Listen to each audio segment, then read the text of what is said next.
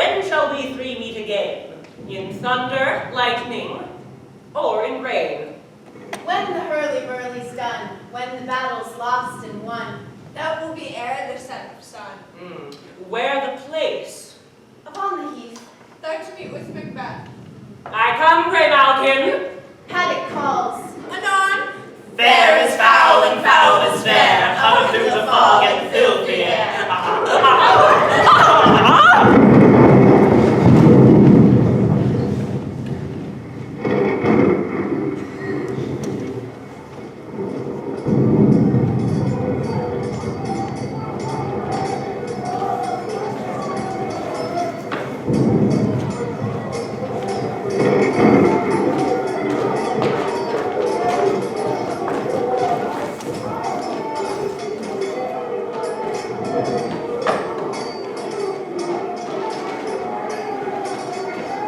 Bloody man is that? He can report as seemeth by his plight of the revolts of the new estate. This is the sergeant, who like a good and hardy soldier fought against my captivity. Hail, brave friend, say to the king the knowledge of the broil as thou didst lead him. Doubtful it stood, as two spent swimmers that do cling together and choke their art. The merciless MacDonald, worthy to be a rebel, for to that the multiplying villainies of nature do swarm upon him. From the western isles of currents and gallaglasses his supply, and fortune, upon his damned quarrel smiling, showed like a rebel's horror. But all is too weak for brave Macbeth, well he deserves that name. Disdaining fortune with his brandished steel, which smoked with bloody execution, like valor's minion carved his passage, till he faced the slave, which ne'er shook hands nor bade him farewell, until he unseamed him from the nave to the chops, and fixed his head upon our battlements. O valiant cousin, worthy gentleman, As whence the sun gains his reflection, shipwrecking storms and direful thunders break, and from the spring whence comfort seems to come, discomfort swells. Mark, King of Scotland, mark! No sooner justice had, with valor armed, compelled those skipping currents to trust their heels. But the Nerean lord, surveying vantage, with furbished arms and new supplies of men, began a fresh assault. dismayed not this our captains, Macbeth and Banquo? Yes, as sparrows, eagles, or the hare that line. If I say sooth, I must report they were as cannons overcharged with double cracks. So they doubly redoubled strokes upon the foe. Except they meant to bathe in reeking wounds or memorize another Golgotha, I cannot tell, but I am faint. My gashes cry for help. So well thy words become thee as thy wounds. They smack of honor both. Go, get him surgeons. Who comes here? The worthy Thane of Ross. When a haste looks through his eyes, so should he look that seems to speak things strange. God save the king. Whence came thou, worthy Thane? From Fife, great king, with a Norwegian banners flout the sky and fan our people cold.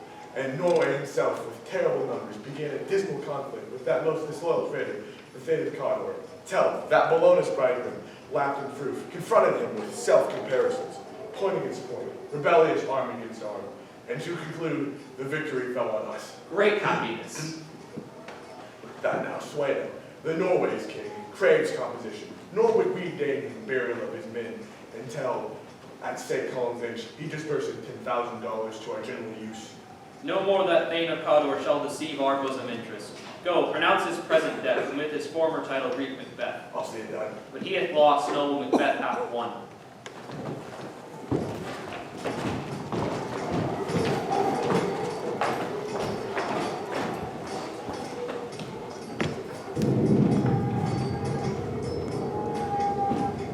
Where hast thou been, sister? Killing swine! Sister, where thou? A sailor's wife held chestnuts in her lap.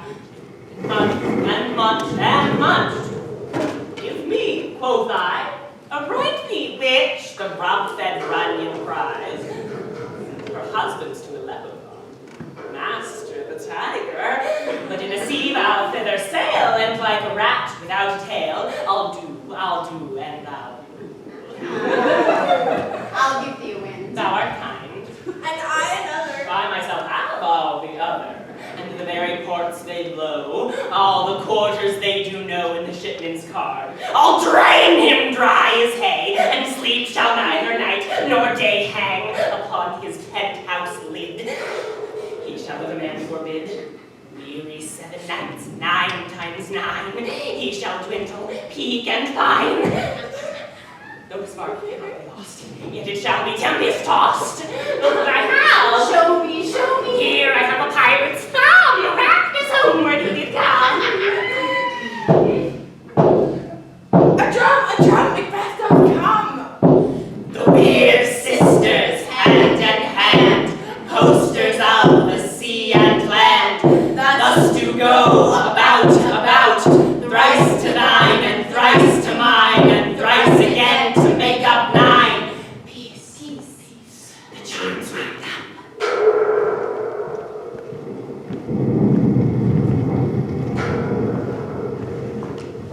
So foul and fair a day I have not seen. How far is it called to force? What are these? So withered and so wild in their attire, that look not like the inhabitants of the earth, and yet are on it. Live you, or are you odds that man may question? You seem to understand me, by each at once her choppy finger laying upon her skinny lips. Speak if you can. What are you? All hail Macbeth, hail to thee, Thane of Glamis. All hail Macbeth. Hail to thee, Thane of Cawdor. All hail Macbeth, who shall be king hereafter. Good sir, why do you start and seem to fear things that do sound so fair? In the name of truth, are you fantastic, or that indeed which outwardly you show? My noble partner, you greet with present grace and great prediction, of noble having and of royal hope that he seems wrapped withal. To me you speak not. If you can look into the seeds of time and say which grain will grow and which will not, speak then to me, who neither beg nor fear your favors nor your hate. Hail, Hail. Hail. lesser than Macbeth and greater. Not so happy, yet much happier. Thou shalt get kings, though thou be none. So all hail Macbeth and Banquo. Banquo and Macbeth, all hail. Stay, imperfect speakers. Tell me more. By Sinel's death I know I am Thane of Glamis, but how of Cawdor? The Thane of Cawdor lives a prosperous gentleman, and to be king stands not within the prospect of belief. Say from whence you owe this strange intelligence, or why upon this blasphemy if you stop our way with such prophetic reading. Speak, I charge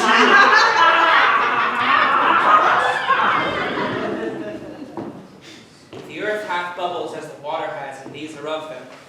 Whither are they vanished? Into the air, and what seemed corporal melted as breath into the wind. Would they had stayed! Were such things here as we do speak about?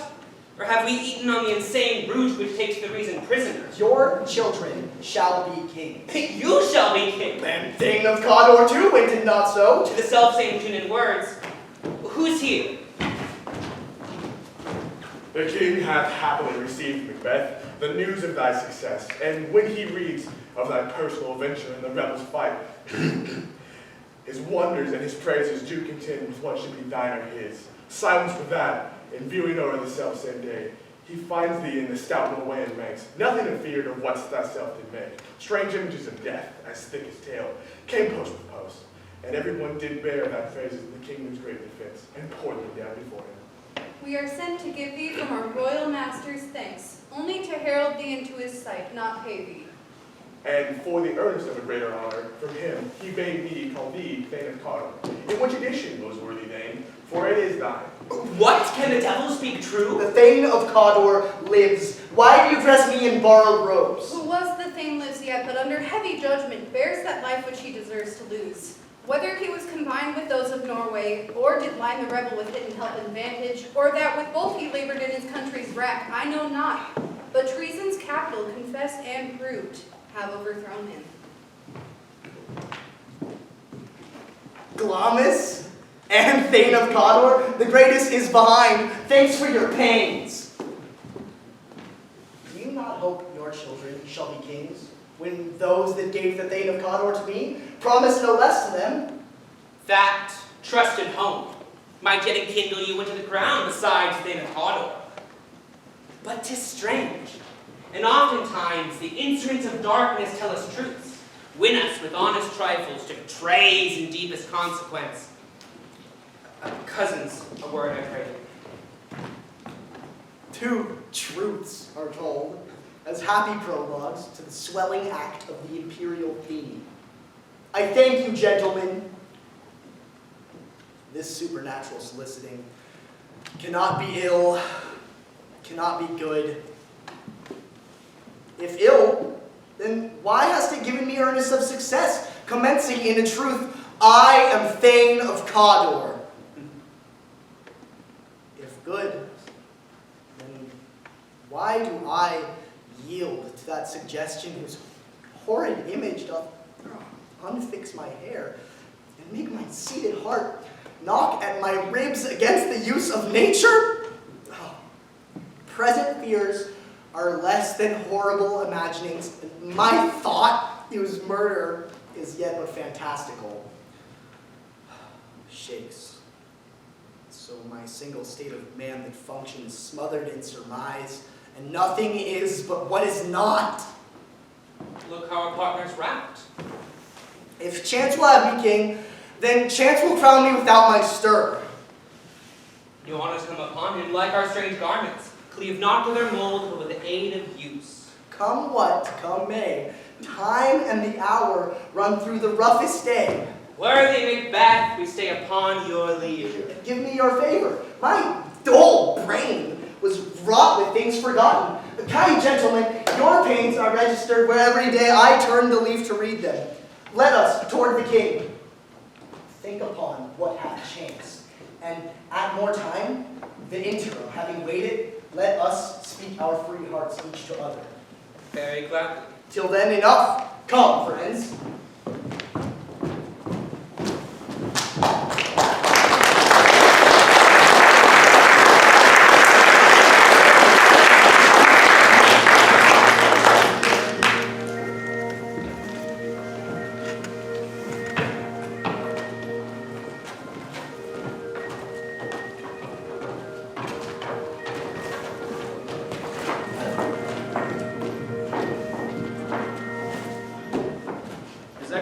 Done on Cawdor, are not those in commission yet returned? My liege, they are not yet come back. But I spoke with one who saw him die, who did report that very frankly he confessed his treasons, implored your highness's pardon, and set forth a deep repentance. Nothing in his life became him like believing it. He died as one who had been studied in his death, to throw away the dearest thing he owed, as for a careless trifle. There's no art to find the mind's construction in the face. He was a gentleman on whom I built an absolute trust. Oh, worthiest cousin, the sin of my ingratitude even now was heavy on me. Thou art so far before that swiftest wing of recompense is slow to overtake thee. Would thou hadst less deserved that the proportion, both of thanks and payment, might have been mine. Only I have left to say, more is thy due than more than all can pay. The service and the loyalty I owe in doing it pays itself. Your highness's part is to receive our duties. And our duties are to your throne and state, children and servants, which do what they should by doing everything safe toward your love and honor. Welcome hither. I have begun to plant thee and will labor to make thee full of growing. Noble Banquo, that hadst no less deserved nor must be known, no less to have done so. Let me enfold thee and hold thee to my heart. There, if I grow, the harvest is your own. My plenteous joys, wanton in fullness, seek to hide themselves in drops of sorrow. Sons, kinsmen, thanes, and you whose places are the nearest, know we will establish our estate upon our eldest, Malcolm, whom we name hereafter the Prince of Cumberland, which honor must not unaccompanied invest him only, but signs of nobleness, like stars, shall shine on all deservers. From hence to Inverness, and bind us further to you. The rest is labor which is not used for you. I'll be myself the harbinger, and make joyful the hearing of my wife. With your approach, so humbly, take my leave. My worthy Cawdor. The Prince of Cumberland? Now that is a step on which I must fall down, or else overleap. For in my way it lies. Stars, hide your fires. Let not light see my black and deep desires. The eye, wink at the hand. Yet Let that be which the eye fears when it is done to see. True, worthy Banquo, he is full so valiant, and in his commendations I am fed. It is a banquet to me. Let's after him, whose care has gone forward to bid us welcome. It is a peerless kinsman.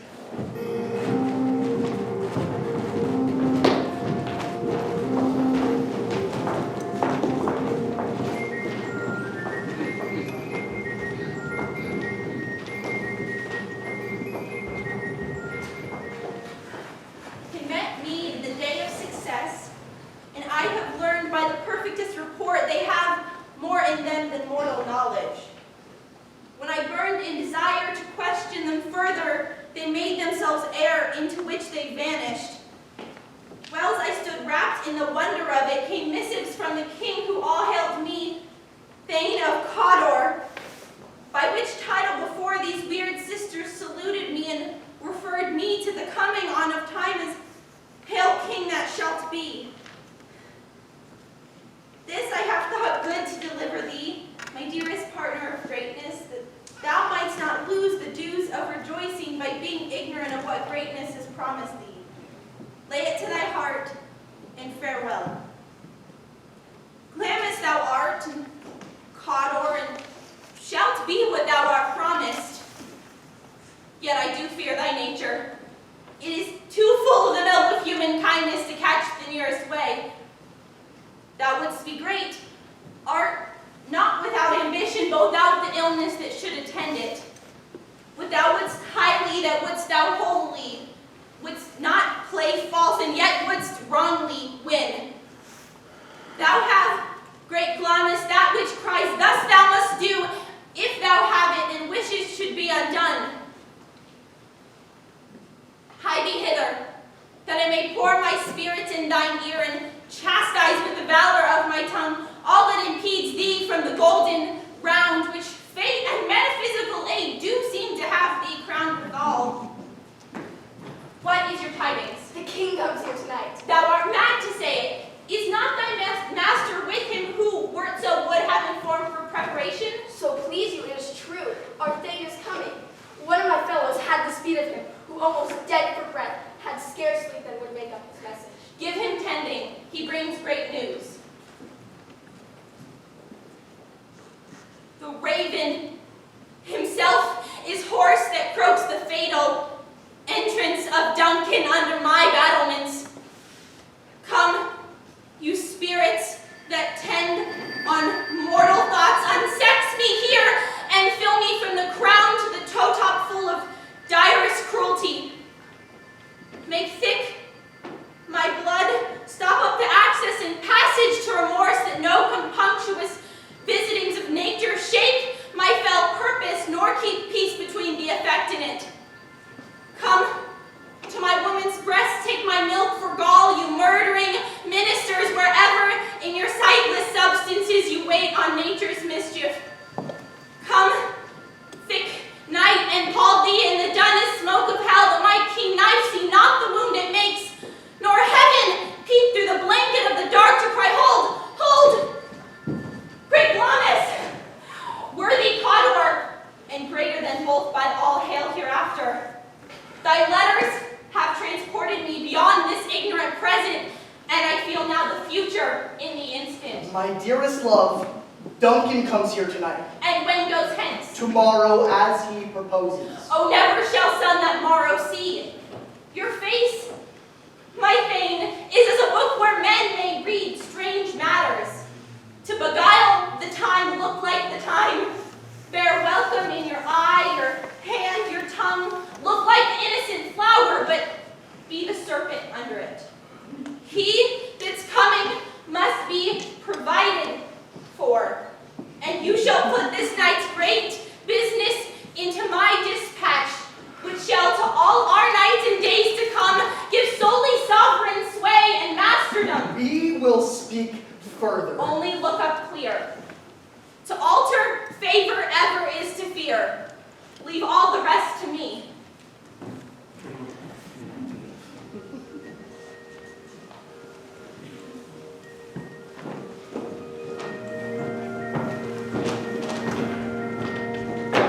This castle hath sweetly recommends itself unto our gentle senses. This guest of some temple-haunting martlet does approve. By his loved mansionry, the heaven's breath smells wooingly here. No jutty, frieze, buttress, nor coign of vantage, but this bird hath made his pendant bed a procreant cradle within most breed and haunt I've observed. The air is delicate. See, our honored hostess. The love that falls us sometime is our trouble, which still we thank is love. Herein I teach you how you shall bid Cuddledus for your pains and thank us for your trouble. All our service in every point, twice done and then done double work, poor and single business to contend against these honors deep and broad wherewith your majesty loads our house. For those of old and the late dignities heaped up to them, we rest your hermits. Where's the Thane of Cawdor? We coursed him at the heels and had a purpose to be his purveyor, but he rides well. His great love, sharp as his spur, hath helped him to his home before us.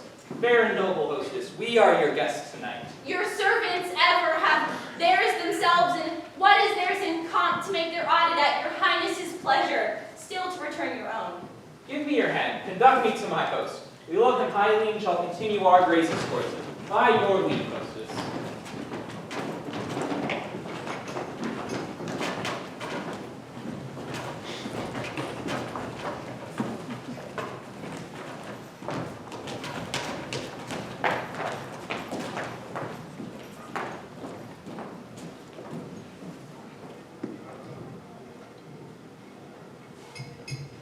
Our duties and the pledge.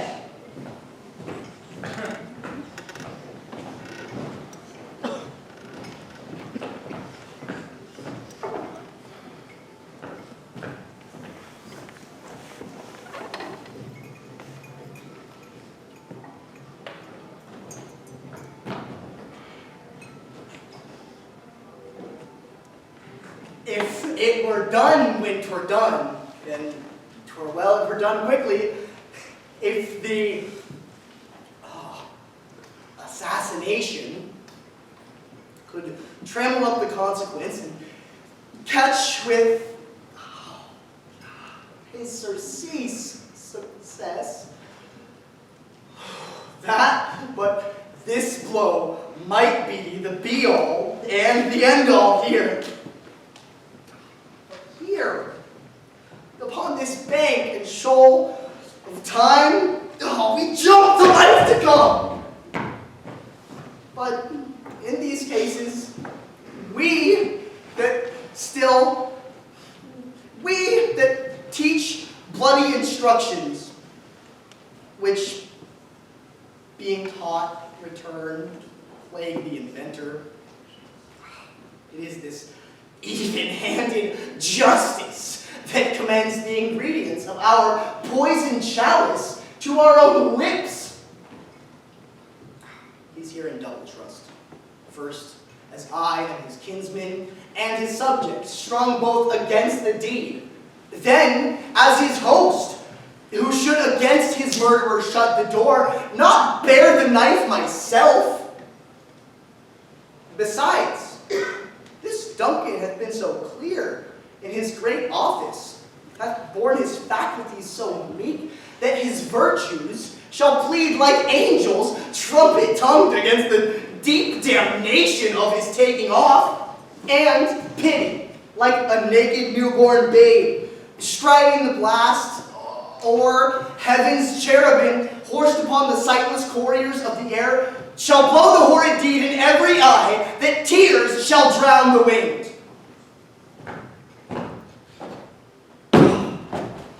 I have no spur to prick the sides of my intent, only vaulting ambition, which overleaps itself, falls on the other.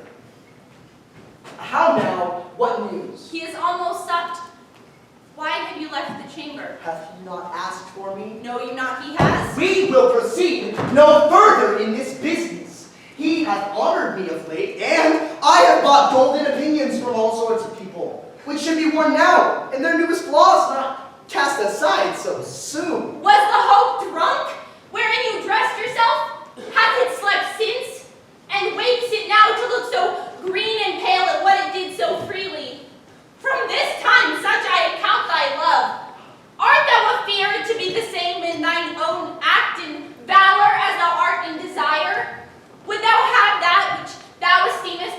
of life, to live a coward in thine own esteem, letting I dare not wait upon I would, like the poor cat in the adage? Oh, prithee, peace. I dare do all that may become a man. Who dares do more is none. What beast was it then that made you break this enterprise to me?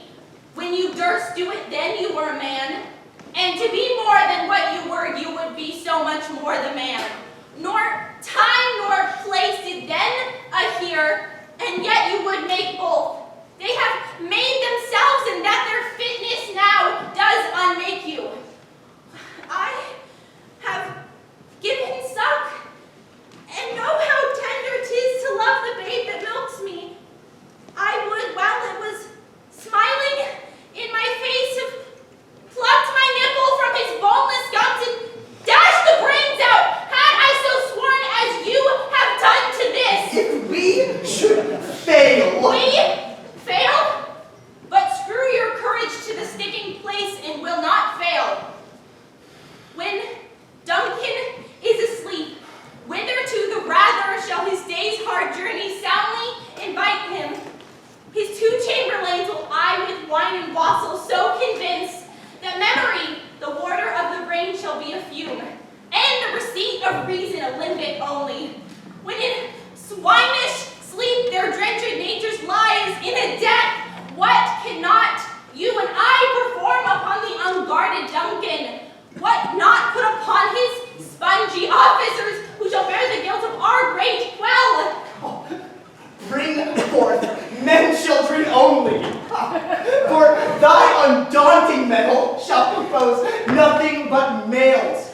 Will it not be received when we have marked with blood those sleepy 2 of his own chamber, and used their very daggers?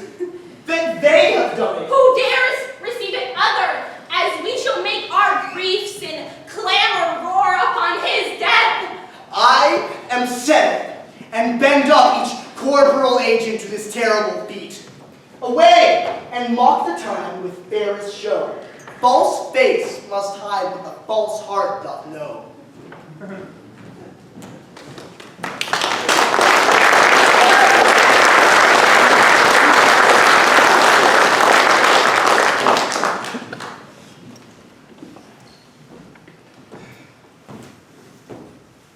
How goes the night, boy?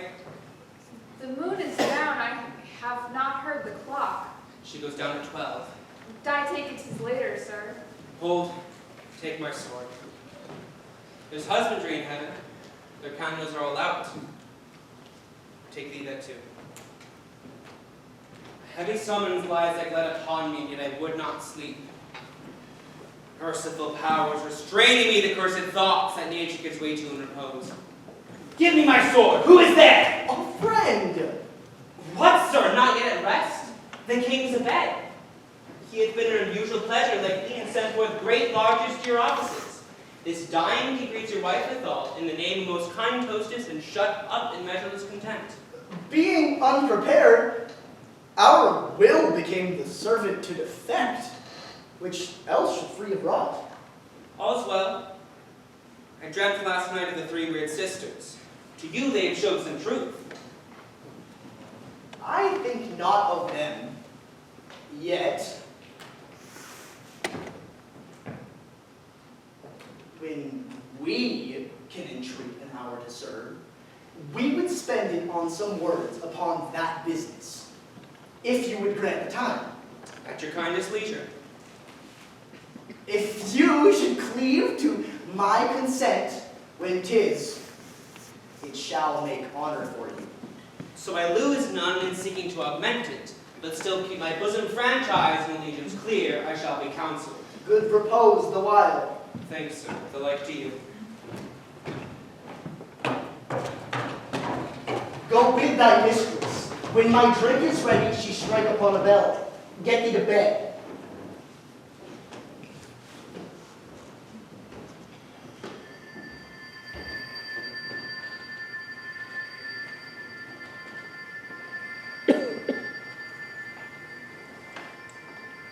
Is this a dagger which I see before me?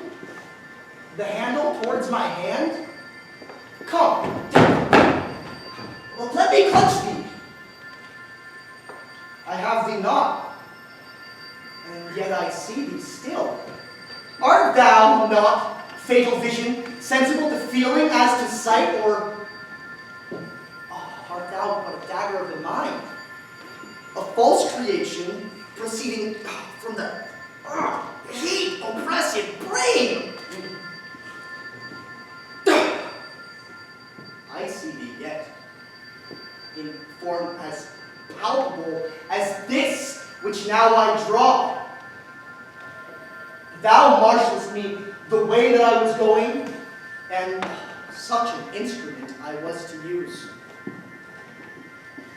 My eyes are made of fools of the other senses, or else worth all the rest. I see thee still, and on thy blade and dudgeon gouts of blood, which was not so before. Oh, there is no such thing. It is the bloody business that informs thus to mine eyes. Now, over the one-half world, nature seems dead, and wicked dreams abuse the curtained sleep. Witchcraft celebrates pale Hecate's offerings, and withered murder, alarmed by his sentinel, the wolf, whose howls his watch, and thus with his stealthy pace and Tarquin's ravishing strides towards his design, moves like a ghost.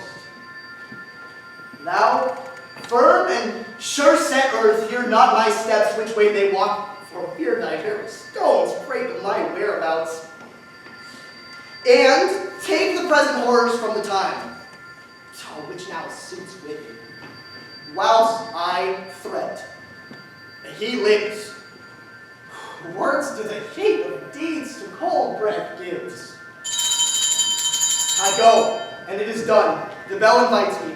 Hear it not, Duncan, for it is a knell that summons thee to heaven, or to hell. That which hath made them drunk hath made me bold. What hath quenched them hath given me fire. Hark! Peace! It was the owl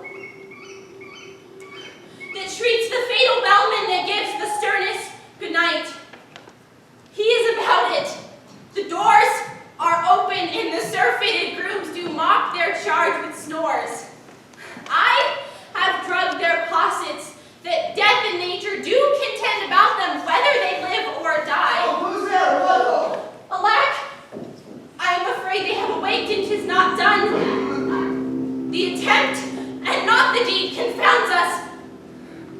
Hark, I laid the daggers ready, he could not miss them. Had he not resembled my father as he slept, I had done it.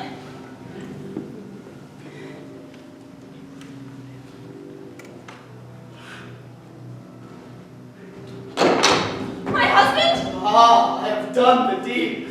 Didst thou not hear a noise? I heard the owl scream and the crickets cry. Did you not speak? When? Now. As I descended? I? Oh, who lies in the second chamber? Donalbain. Oh, this is a sorry sight. A foolish thought to say a sorry sight. There's one did laugh in his sleep, and one cried murder. Ah, I stood and heard them, but they did say their prayers, and addressed them again to sleep. There are two lodged together. One cried, God bless us, and amen the other, as though they had seen me with these hangman's hands, listening their fears.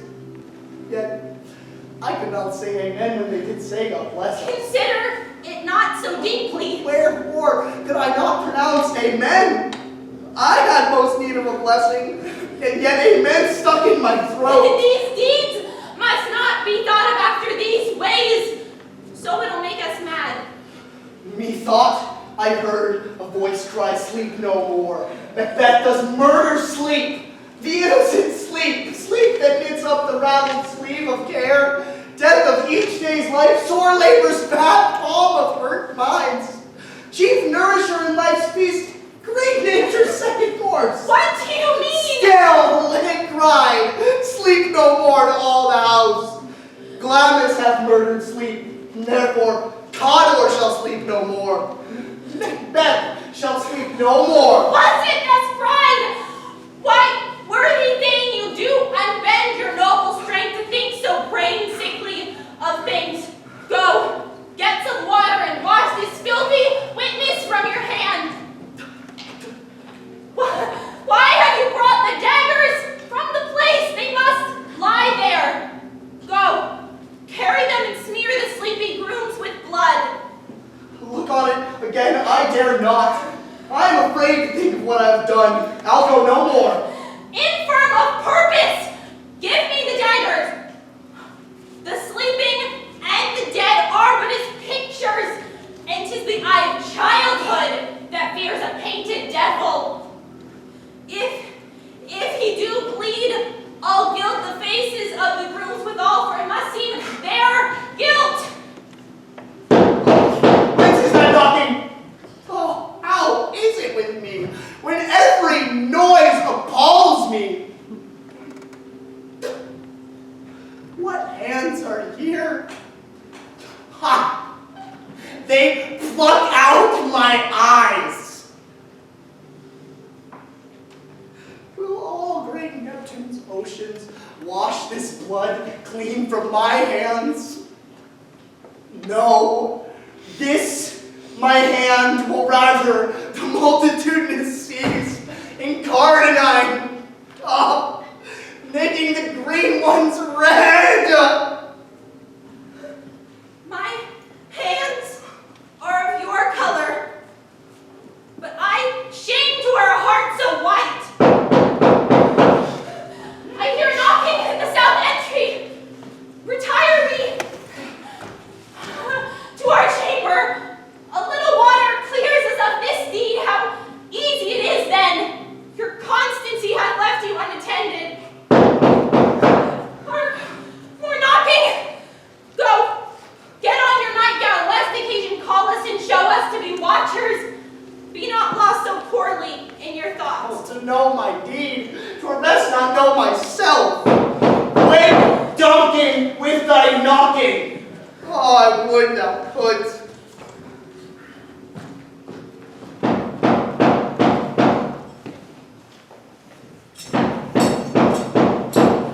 Here's a knocking indeed.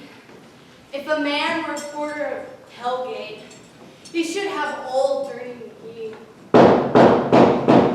Knock, knock, knock. Who's there in the name of Beelzebub? Faith, here's a farmer that hanged himself on the expectation of plenty. Come in time, have napkins enough about you. Here you'll sweat for it. Knock, knock. Who's there in the other devil's name?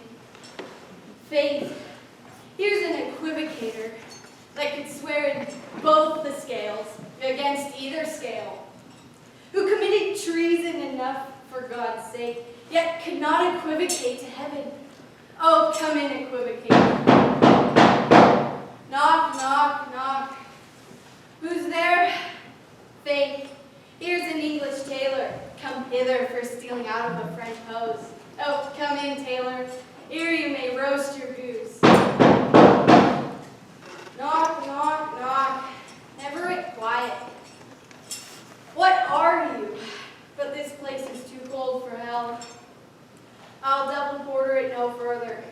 I had thought to have let in some of all professions to go the primrose way to that everlasting bonfire. Anon, anon.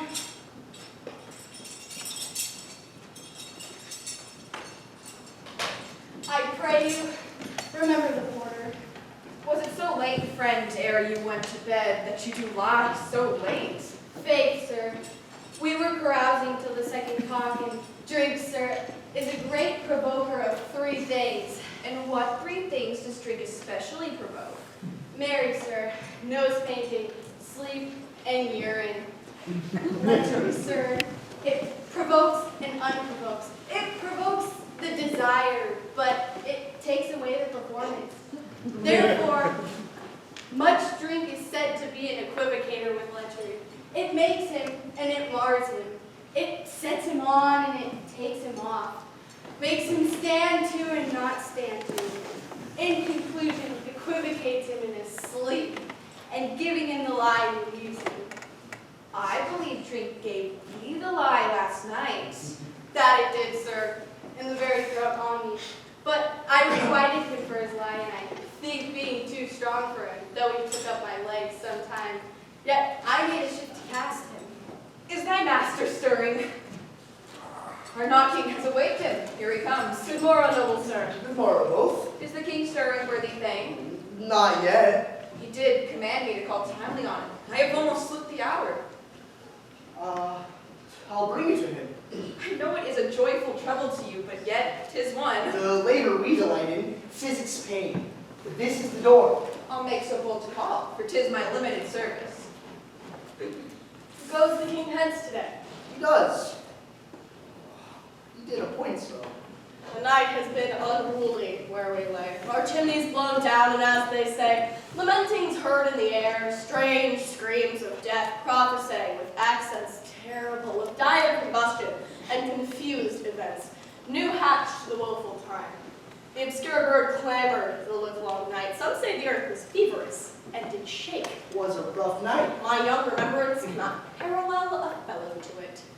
Oh, horror, horror, horror!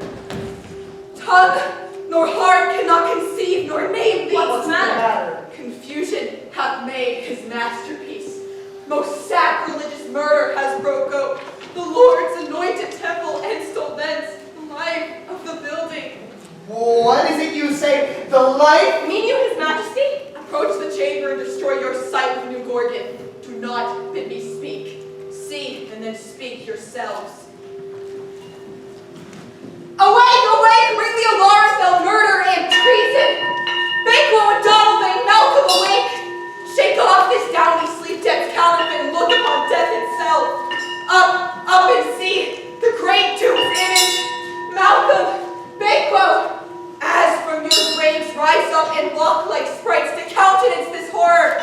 Ring the bell. What's the business that such a hideous trumpet calls to parley the sleepers of the house? Speak! Speak! Oh, gentle lady, 'tis not for you to hear what I can speak. The repetition in a woman's ear would murder as it fell. Oh, Banquo, Banquo, our royal master's murdered! Whoa, alas! What, in our house? Too cruel any word, dear dove, I prithee contradict myself and say it is not so. Had I but died an hour before this chance, and I had lived a blessed time. For from this instant there is nothing serious in mortality. All is but toys. Renown and grace is dead. The wine of life is drawn, and the mere lees is left of all to brag of. What is amiss? You are, and do not know it. The spring, the head, the fountain of your blood is stopped. The very source of it is stopped. Your royal father's murdered. Oh, by whom? Those of his chamber, it seemed, had done it, for their hands and faces were all matted with blood. So were their daggers, which unwiped we found upon their pillows. They stared and were distracted. No man's life was to be trusted with them. Oh, yet I do repent me of my fury that I did kill them. Wherefore did you so? Who can be wise and amazed, temperate and furious, loyal and neutral in a moment? No man. The expedition of my violent love outrun the pauser. Reason. Here lay Duncan, his silver skin laced with his golden blood.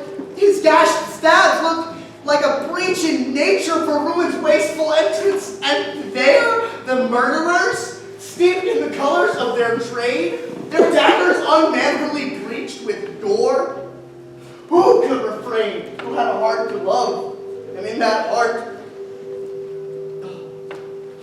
courage to make his love known? Help me! Hence! Ho! Look to the lady! Why do we hold our tongues that most may claim this argument for ours? What should be spoken here? Words or fame? Hidden honor hold trust and seize us? Let's away. Our tears are not yet brewed. Nor her strong sorrow upon the foot of motion. Look to the lady. When have our naked frailties hid that suffer an exposure. Let us meet and question this most bloody piece of work to know it further. Fears and scruples shake us. In the great hand of God I stand, and thence against the undivulged pretense I fight the treasonous malice! And so do I! So Now, let's briefly put on manly readiness and meet them all together. Well contented.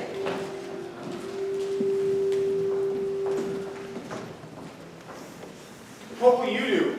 Let's not consort with them. To show an unfelt sorrow is an office that the false man does easy. Out to England. To Ireland I. Our separate fortunes shall keep us the most safer. Wherever we are, there are daggers and men's smiles. The near in blood, the nearer bloody. This murderous shaft that shot hath not yet lighted, and our safest way is to avoid the aim. Therefore to horse, and let us be not dainty of leave-taking, but shift away. There's warrant in that theft that steals itself when there's no mercy left.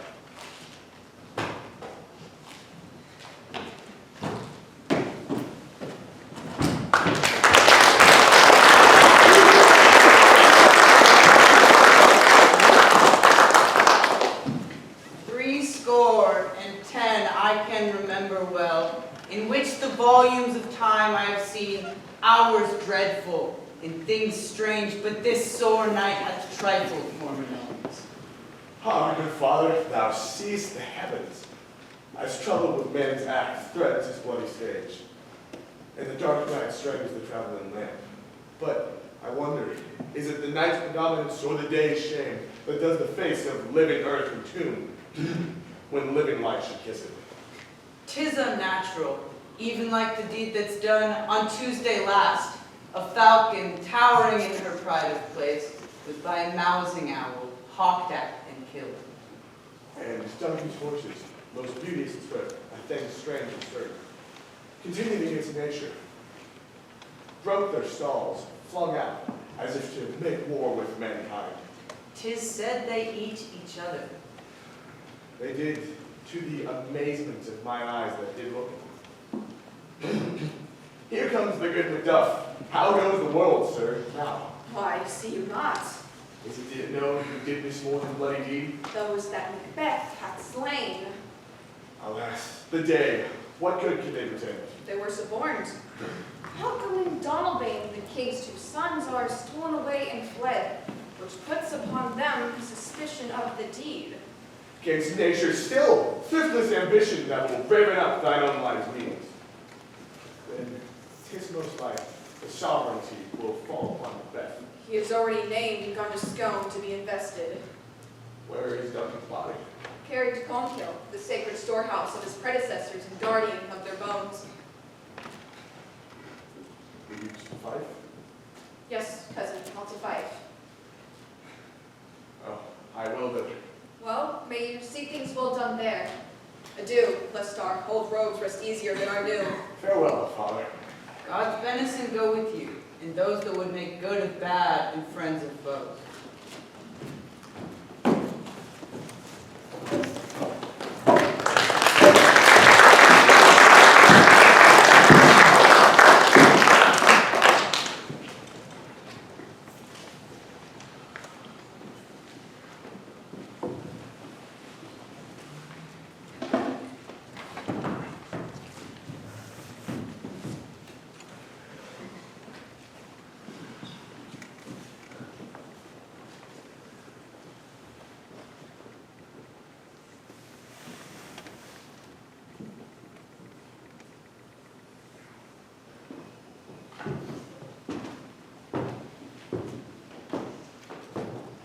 Thou hast it now, King, Cawdor, Glamis, all as we had been promised, and I fear thou playest most foully for it.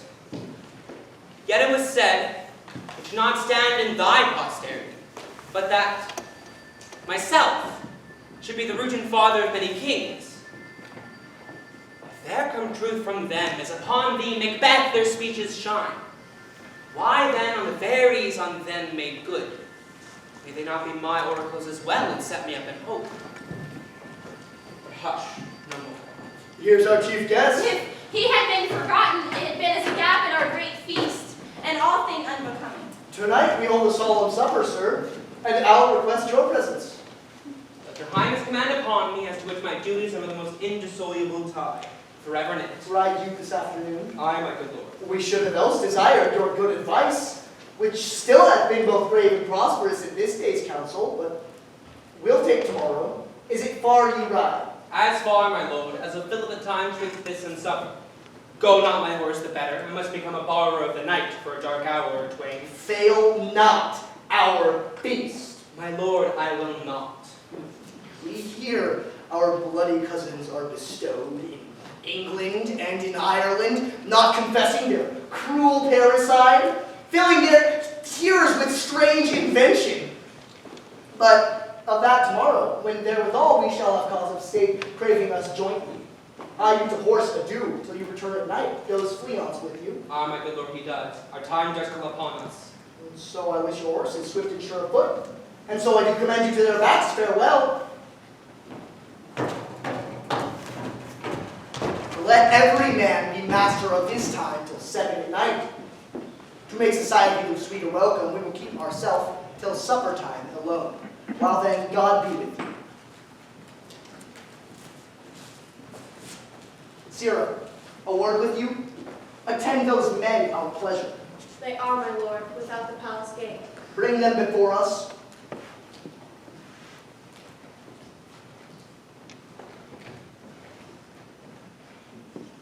To be thus is nothing but to be safely thus. Our fears in Banquo stick deep, and in his royalty of nature reigns that which would be feared.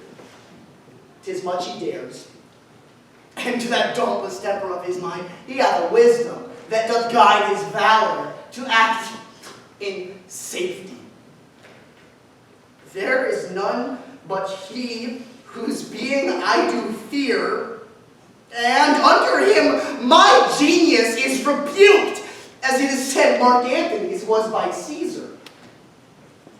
Each of the sisters, when first they put the name of king upon me, and bade them speak to him, then prophet-like, they hailed him father to a line of kings. Upon my head they place a fruitless crown, put a barren scepter in my grip, thence to be wrenched with an unlineal hand, no son of mine succeeding. If it be so, for Banquo's issue have I filed my mind. For them, the gracious Duncan have I murdered, put rancors in the vessels of my peace, only for them, to make them kings, the seeds of Banquo kings. Rather than so, come fate into the list and champion me to the utterance. Come in. Now, go to the door and stay there till we call. Was it not yesterday we spoke together? It was, so please, your highness. Well then, now, have you considered of my speeches? Know that it was he in times past which held you so under fortune, which you had thought had been our innocent self. This I made good to you in our last conference. Passed in probation with you, how crossed the instruments, who wrought with them, and all things else that might have the soul, or to a notion crazed, say thus did Banquo. You made it known to us. I did so. And I went further, which is now our point of second meeting. Do you find your patience so predominant in your nature that you can let this go? Are you so gospel as to pray for this good man and for his issue, whose heavy hand hath bowed you to the grave and beggared yours forever? Our men, my liege. Aye, in the catalog you go for men. There's hounds and greyhounds, mongrels, spaniels, curs, chows, water crooks, and demi-wolves are cleft all by the name of dogs. The valued file distinguishes the swift, the slow, the subtle, the housekeeper, the hunter, every one according to that gift in which bounteous nature hath closed in him, whereby he does receive particular attention from the bill that writes them all alike, and so of men. Now, if you have a station in the file, not in the worst rank of manhood, say it, and I will put that business in your bosoms, whose execution takes your enemy off, who grapples you to the love and heart of us, who wear our health but sickly in his life, which in his death were perfect. I won my fate. When the vile blows and buffets of the world had to be so incensed that I am reckless in what I do despite the world. And I another, so weary with disaster, tugged with fortune, that I would set my life on any chance to mend it or be rid of it. Both of you know Banquo was your enemy. True, my lord.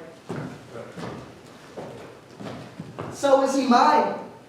And in such bloody distance that every minute of his being thrust against my nearest of life. And though I could with bare-faced power sweep him from my sight and bid my will avouch it, yet I must not. For certain friends that are both his and mine, whose loves I may not drop, but wail his fall, who I myself struck down. Thence it is that I to your assistance do make love, masking the business from the common eye for sundry reasons. We shall, my lord, perform what you command us. Though our lives. Your spirits shine through within this hour at most. I will advise you where to plant yourselves, acquaint you with the perfect spy of the time, the moment on it, for it must be done tonight. And something from the palace. Always thought that I required a clearness, and with him, to leave no rubs nor botches in the work. Fleons, his son that keeps him company, whose absence is no less material to me than is his father's, must embrace the fate of that dark hour. Resolve yourselves apart. I'll come to you anon. We are resolved, my lord. I'll call upon you straight. Abide with him. It is concluded, Banquo, thy soul's flight, if it find heaven, must find it out tonight.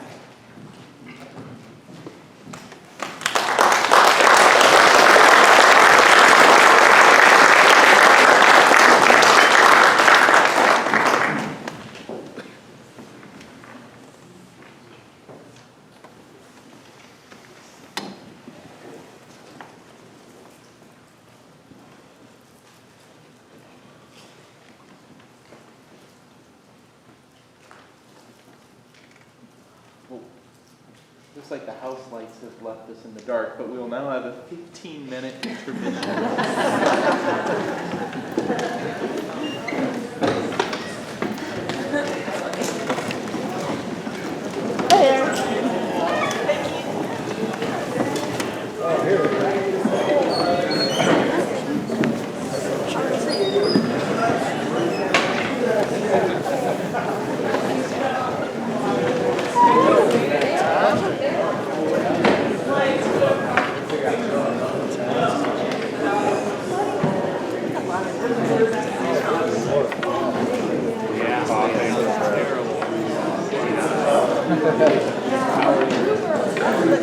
The show must go on.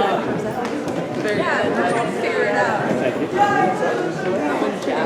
Capique. Join you. Bruiser. You never know. Yeah.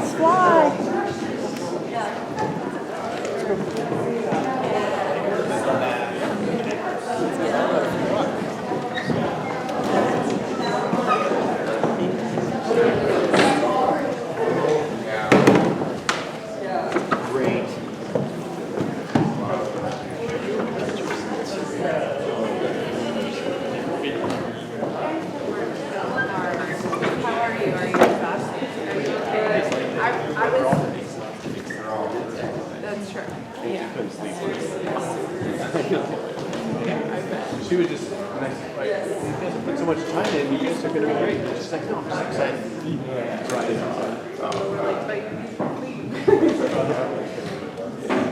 you're going to have a long sleep here. Should. No. Let me pause this.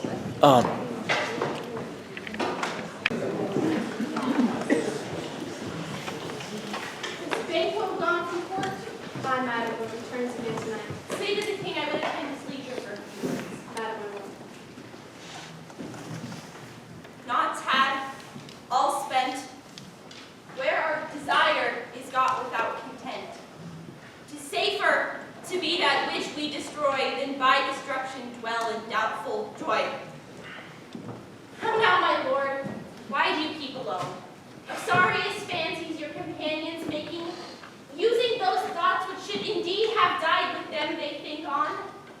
Things without all remedy should be without regard. What's done is done. We have scorched the snake, not killed it. She'll close and be herself again, whilst our poor Malice remains in danger of her former tooth. But let the frame of things disjoint, both the worlds suffer, ere we will eat our meals in fear and sleep in the affliction of these terrible dreams which shake us nightly. Better to be with the dead, whom we, to gain our peace, have sent to peace, than on the torture of the mind to lie in restless ecstasy. Duncan is in his grave. After life's fitful fever, he sleeps well. Treason has done his worst, nor steel, nor poison, malice domestic. Foreign levy, nothing can touch him further. On, gentle my lord, sleek o'er your rugged looks, be bright and jovial among your guests tonight. So shall I, love. And so I pray bid you. Oh, let your remembrance apply to Banquo. Present him eminence both with eye and tongue. Unsafe the while that we must lave our honors in these flattering streams and make our faces vizards to our hearts, disguising what they are. You must leave this. Oh, full of scorpions is my mind, dear wife. Thou knowest that Banquo and his fiancé lives. But in them nature's copies not etern. There's comfort yet. Then be thou jocund. Ere the bat hath flown his cloistered flight, ere to black Hecate's summons the shard-born beetle with his drowsy hums at rum night's yawning peal, there shall be done a deed of dreadful no. What's to be done? Be innocent of the knowledge, dearest Chuck, till thou applaud the deed. Come, sealing night, and scarf up the tender eye of pitiful day. Good things of day begin to droop and drowse, while night's black agents to their praise do rouse. Thou marvelest at my words, but hold thee still. Things bad begun make strong themselves by ill. So prithee, go with me.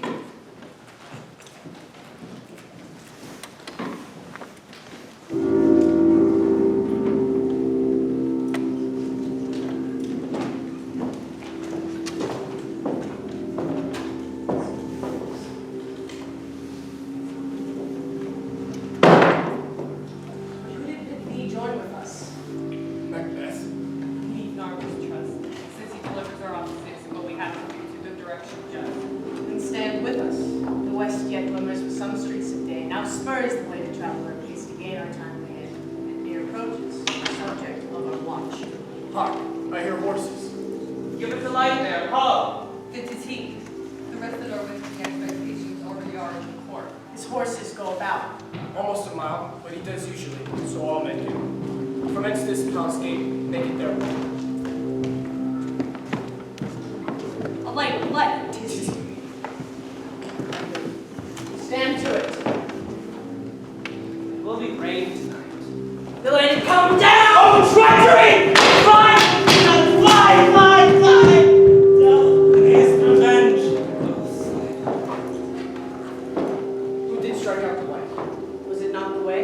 There's but one down. The sun's fled. We've lost this half of our fare. Let's away and say how much is done.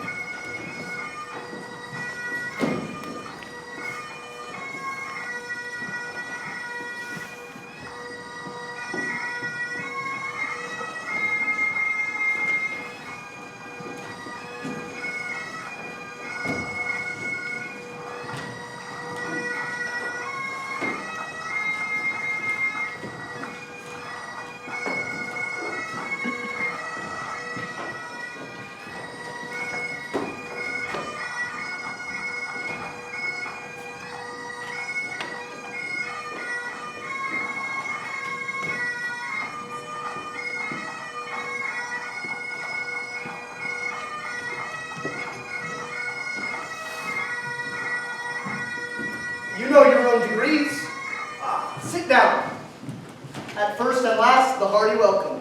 Thanks to your majesty. Ourself will mingle with society and play the humble host.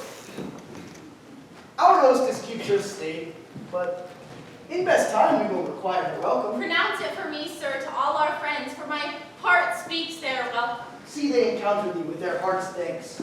Both sides are even. Here, I'll sit in the midst. Be large in mirth. Anon we'll drink and measure the table round.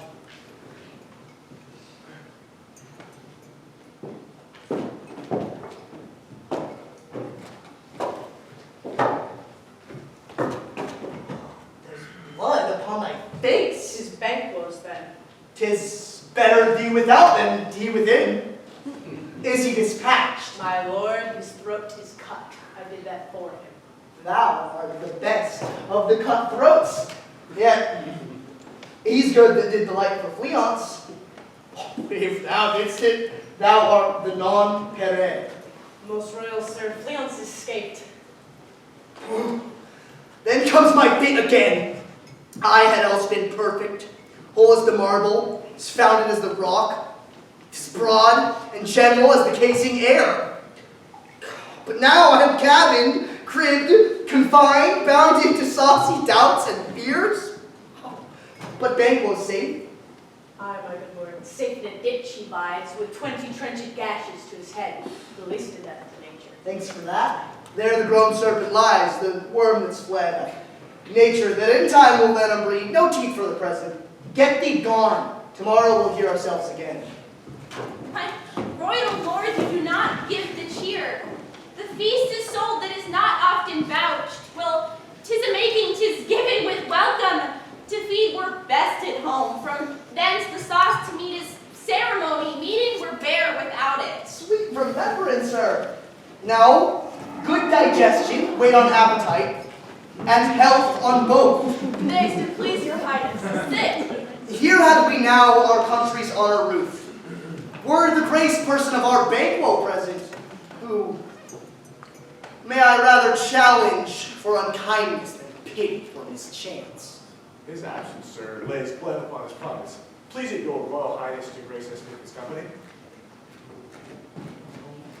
The table's full. Here is a seat reserved, my lord. Where? Here, my noble lord. What is it that moves your highness? Oh, which of you have done this? What, my good lord? Thou canst not say that I did it. Oh, never shake thy gory locks at me. Gentlemen, rise. His highness is not well. Sit, worthy friends. My lord is often thus and hath been from his youth. Pray you, keep seat. The fit is momentary. Upon a thought he will again be well. Feed and regard him not. Are you a man? I am a bold one that dare look on that which might appall the devil. Oh, proper stuff. This is the very painting of your fear. This is the air-drawn dagger which you said led you to Duncan. Oh, these flaws and starts impostors to true fear. Would well become a woman's story at a winter's fire, authorized by her grandam. Shame itself! Why do you make such faces? When all's done, you look but on a stool. Prithee, see, there, behold, look, lo, how say you? Why, what care I?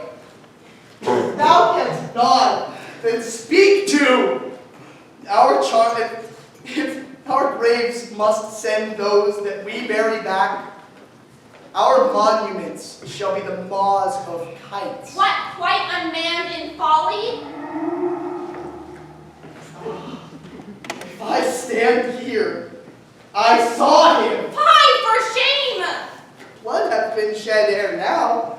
In the olden time, ere humane statute purged the gentle wheel, I and since 2 murders have been performed, too terrible for the ear.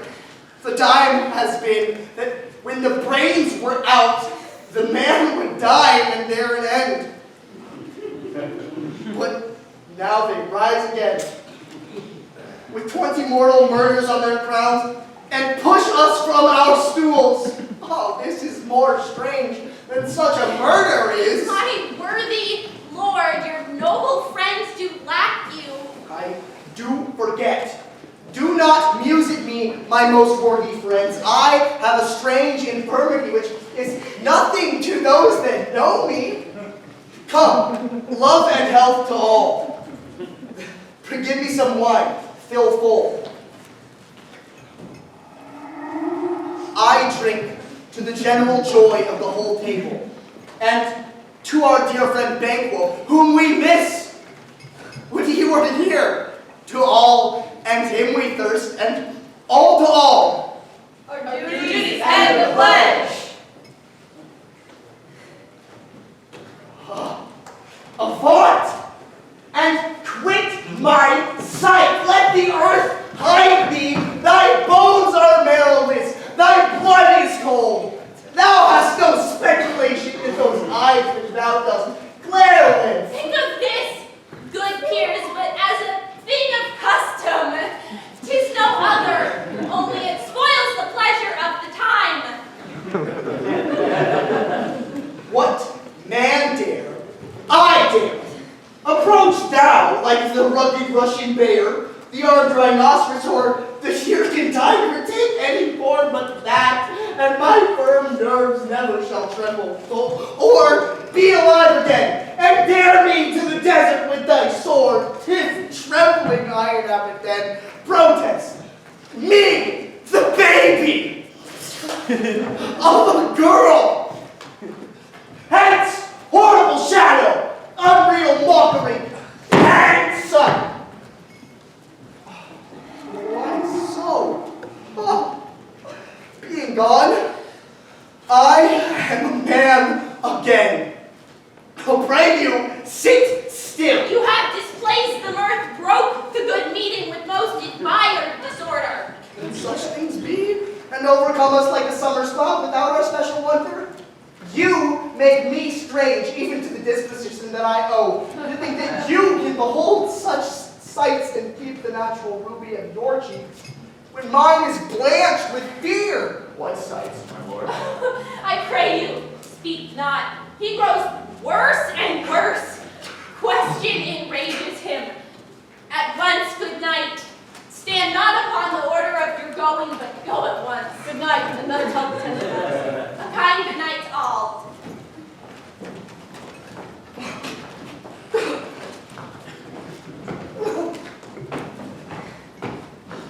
It will have blood. They say blood will have blood. Stones have been known to move, and trees to speak, and augurs and understood relations have by magpies and chows and rooks brought forth the secretest man of blood. What is the night?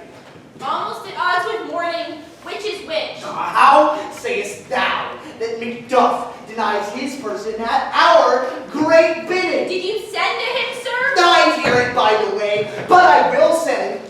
There's not a one of them, but in his house I keep a servant feed.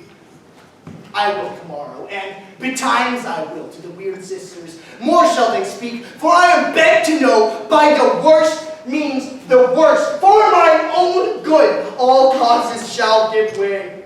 Oh, I am in blood stepped in so far that should I wait no more, returning were as tedious as to go over. Strange things I have in head, that will to hands which must be acted ere they may scale. You lack the season of all natures. Sleep. Come, will to sleep. My strange and self-abuse is the initiate fear that wants hard use. We are yet but young indeed.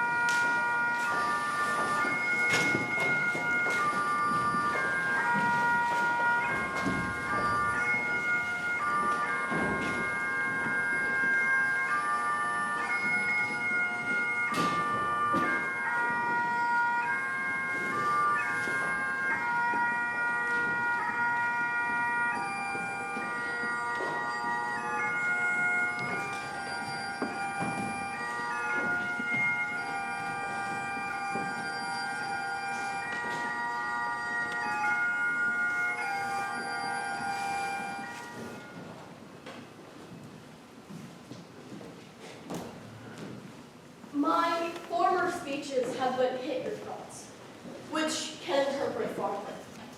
Only I say, things have been strangely born when gracious Duncan was pity of Macbeth merry, he was dead, and the right valiant Benbow walked too late, whom you may say, if it please you, Fleon's killed, for Fleon's fled, men must not walk too late. Who cannot want the thought how monstrous it was for Malcolm and Donalbain to kill their gracious father? Damn it, fact, how it did grieve Macbeth, did he not straight? In pious rage, the two delinquents tear that were the slaves of drink, and thralls of sleep. Was that not nobly done? Aye, Eliza too. For 'twould have angered any heart alive to hear the men deny it. So that I say, he had borne all things well. And I do think that had he Duncan's sons under his key, as and please heaven he shall not, they should find what 'twere to kill a father, but peace, for from broad words and cause, he failed his presence at the tyrant's feast. I hear Macduff lives in disgrace. Sir, can you tell where he bestows himself?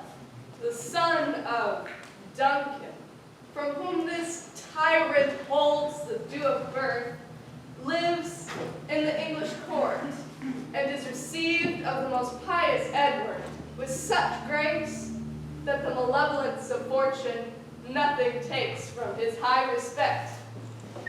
Thither Macduff has gone to pray, the holy king upon his aid, to wake Northumberland and warlike Seward, that with the help of these, with him above, to ratify the work, give to our tables meat, sleep to our nights, free from our feasts and banquets bloody knives, do faithful homage, and receive free honors, all which we pine for now.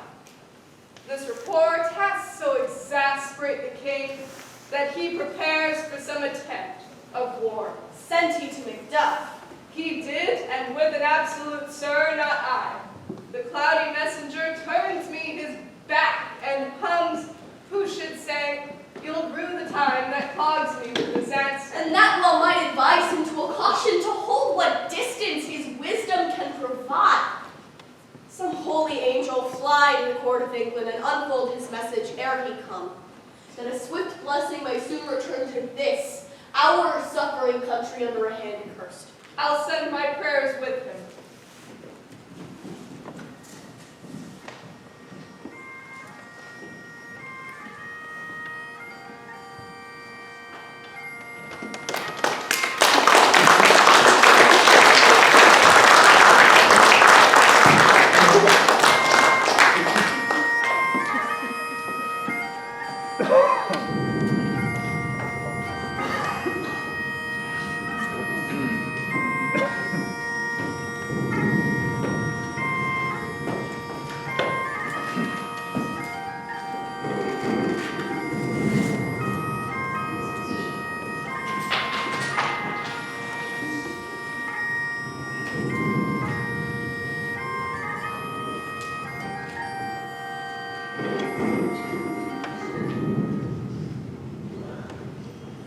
Thrice the brinded cat hath mewed. Thrice and once the hedge pig whined. Harp your cries, 'Tis time, 'tis time! Oh, round about the cauldron go, in the poisoned entrails throw, and toad that under cold stone, days and nights has 31. Sweltered venom, sleeping got, boil thou first in the charmed pot. Double, double toil and trouble, fire, burning cauldron, bubble. Fillet of a fenny snake, in the cauldron boil and bake. Eye of newt, and toe of frog, wool of bat, and tongue of dog, adder's fork, blind worm's sting, lizard's leg, and howlet's wing, for a charm of powerful trouble, like a hell broth boil and bubble. Double, double toil and trouble, fire, burning cauldron.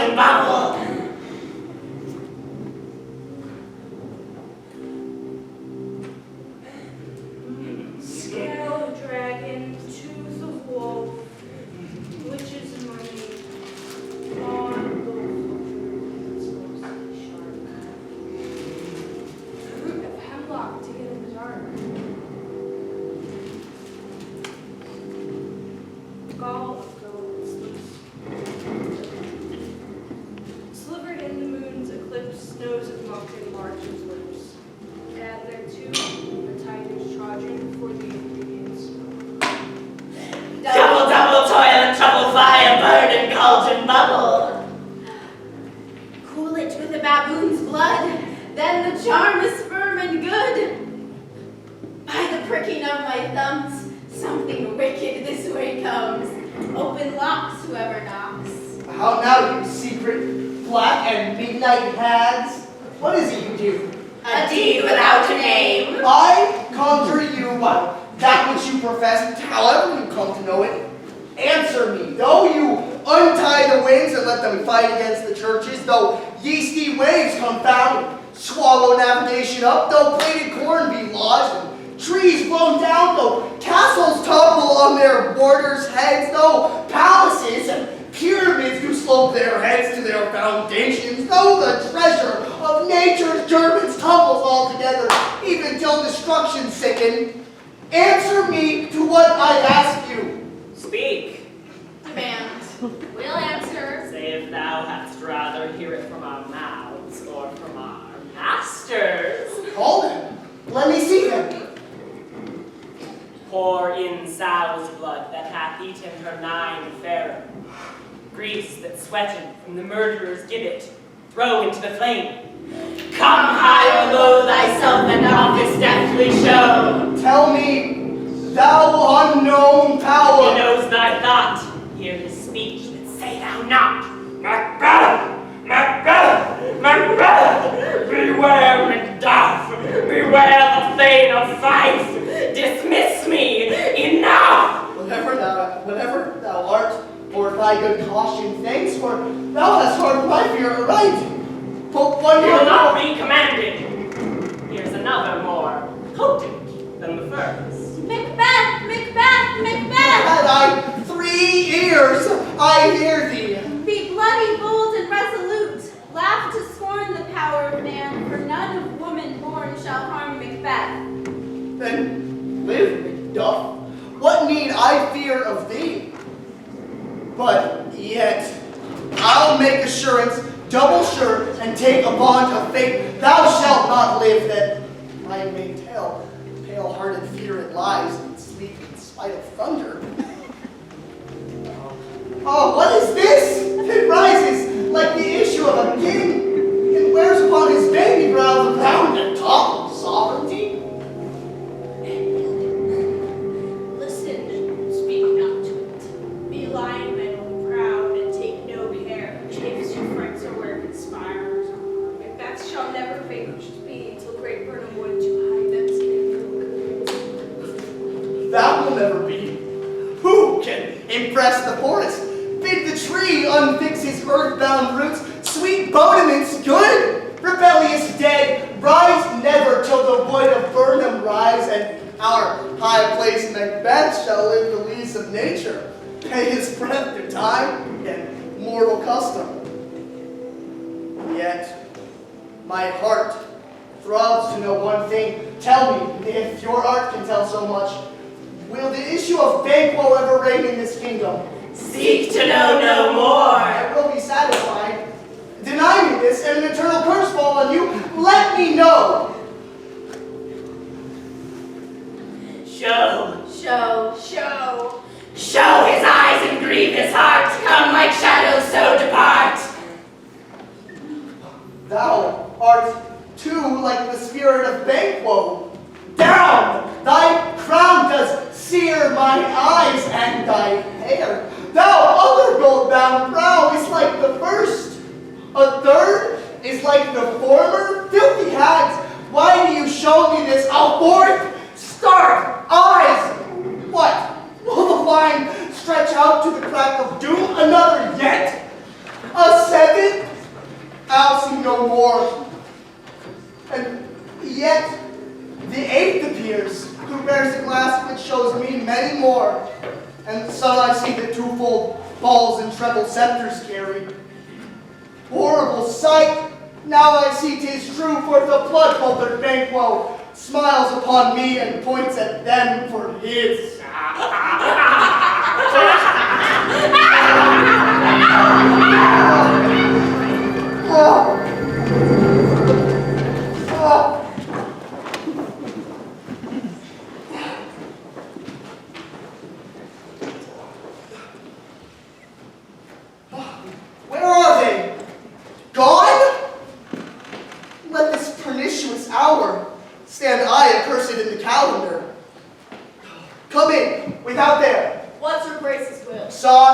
you the weird sisters? No, my lord. Came they not by you? No, indeed, my lord.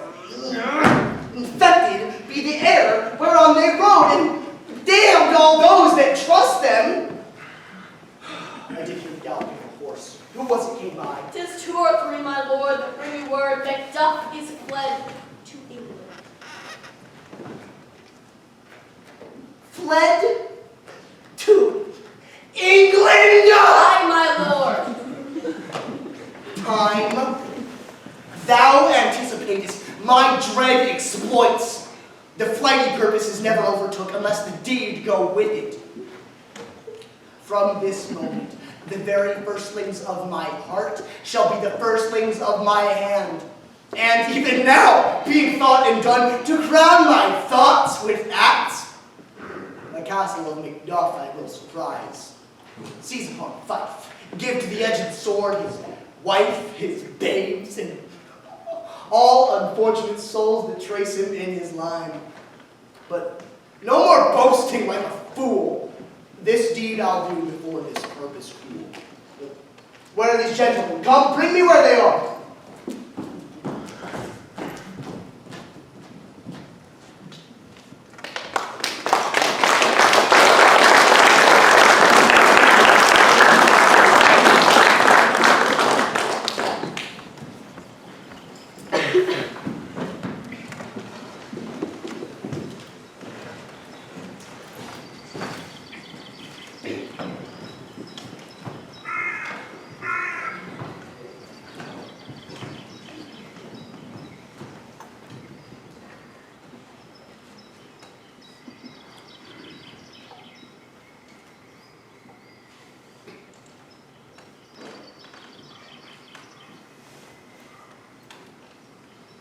What had he done to make him fly the land? You must have patience, madam.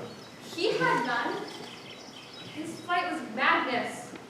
When our actions do not, our fears do make us traitors. You know not whether it was his wisdom nor his fear. Wisdom?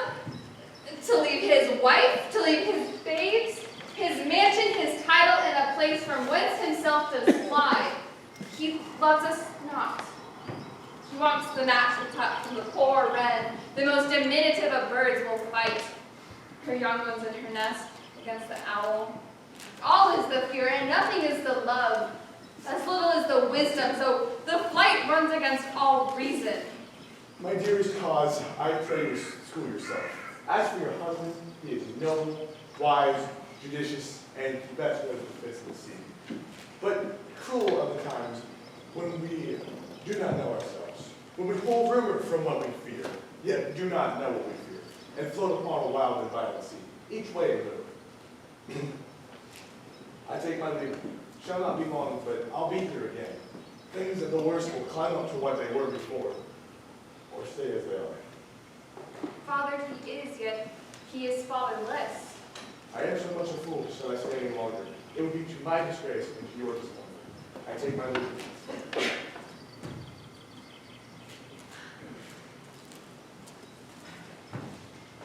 Sahara, your father is dead.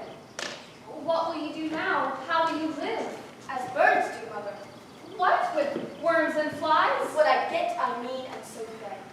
Poor bird, thou hast never feared the net, nor the line, the pitfall, nor the chin. Why should I, mother?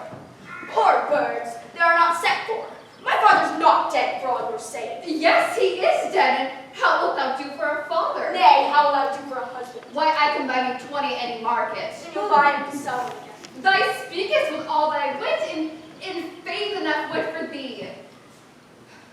Was my father a traitor, mother? Aye, that he was. What is a traitor? Why, one that swears and lies. And be all traitors that do so. Everyone that does so is a traitor and must be hanged. And must they all be hanged that swear and lie? Everyone.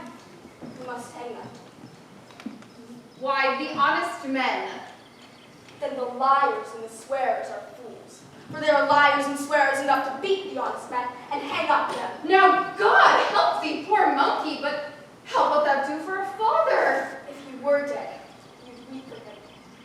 If you should not, that would be a good sign that I should quickly have a good father. Or rattler, how thou talkest. I bless you, fair dame. I am not to you know. Yet in your state of honor I am perfect. I doubt some danger does approach you nearly, if you should take a homely man's advice. Be not found here, hence with your little ones. To frighten you thus, methinks too savage. To do worse were fell cruelty, which is too nigh your person. Heaven preserve you. I dare abide no longer. Whither should I fly? I have done no harm, but I do remember I am in this earthly world where to do harm is often laudable and sometimes to do good accounted for dangerous folly. Why then, alas, I do put up that womanly defense to say, I have done no harm. What are these places? I hope in no place so unsanctified where thou mayest find him. He's a traitor. Thou light, thou dagger villain! What, you egg? You tried treachery! He has killed me, mother! Run with him!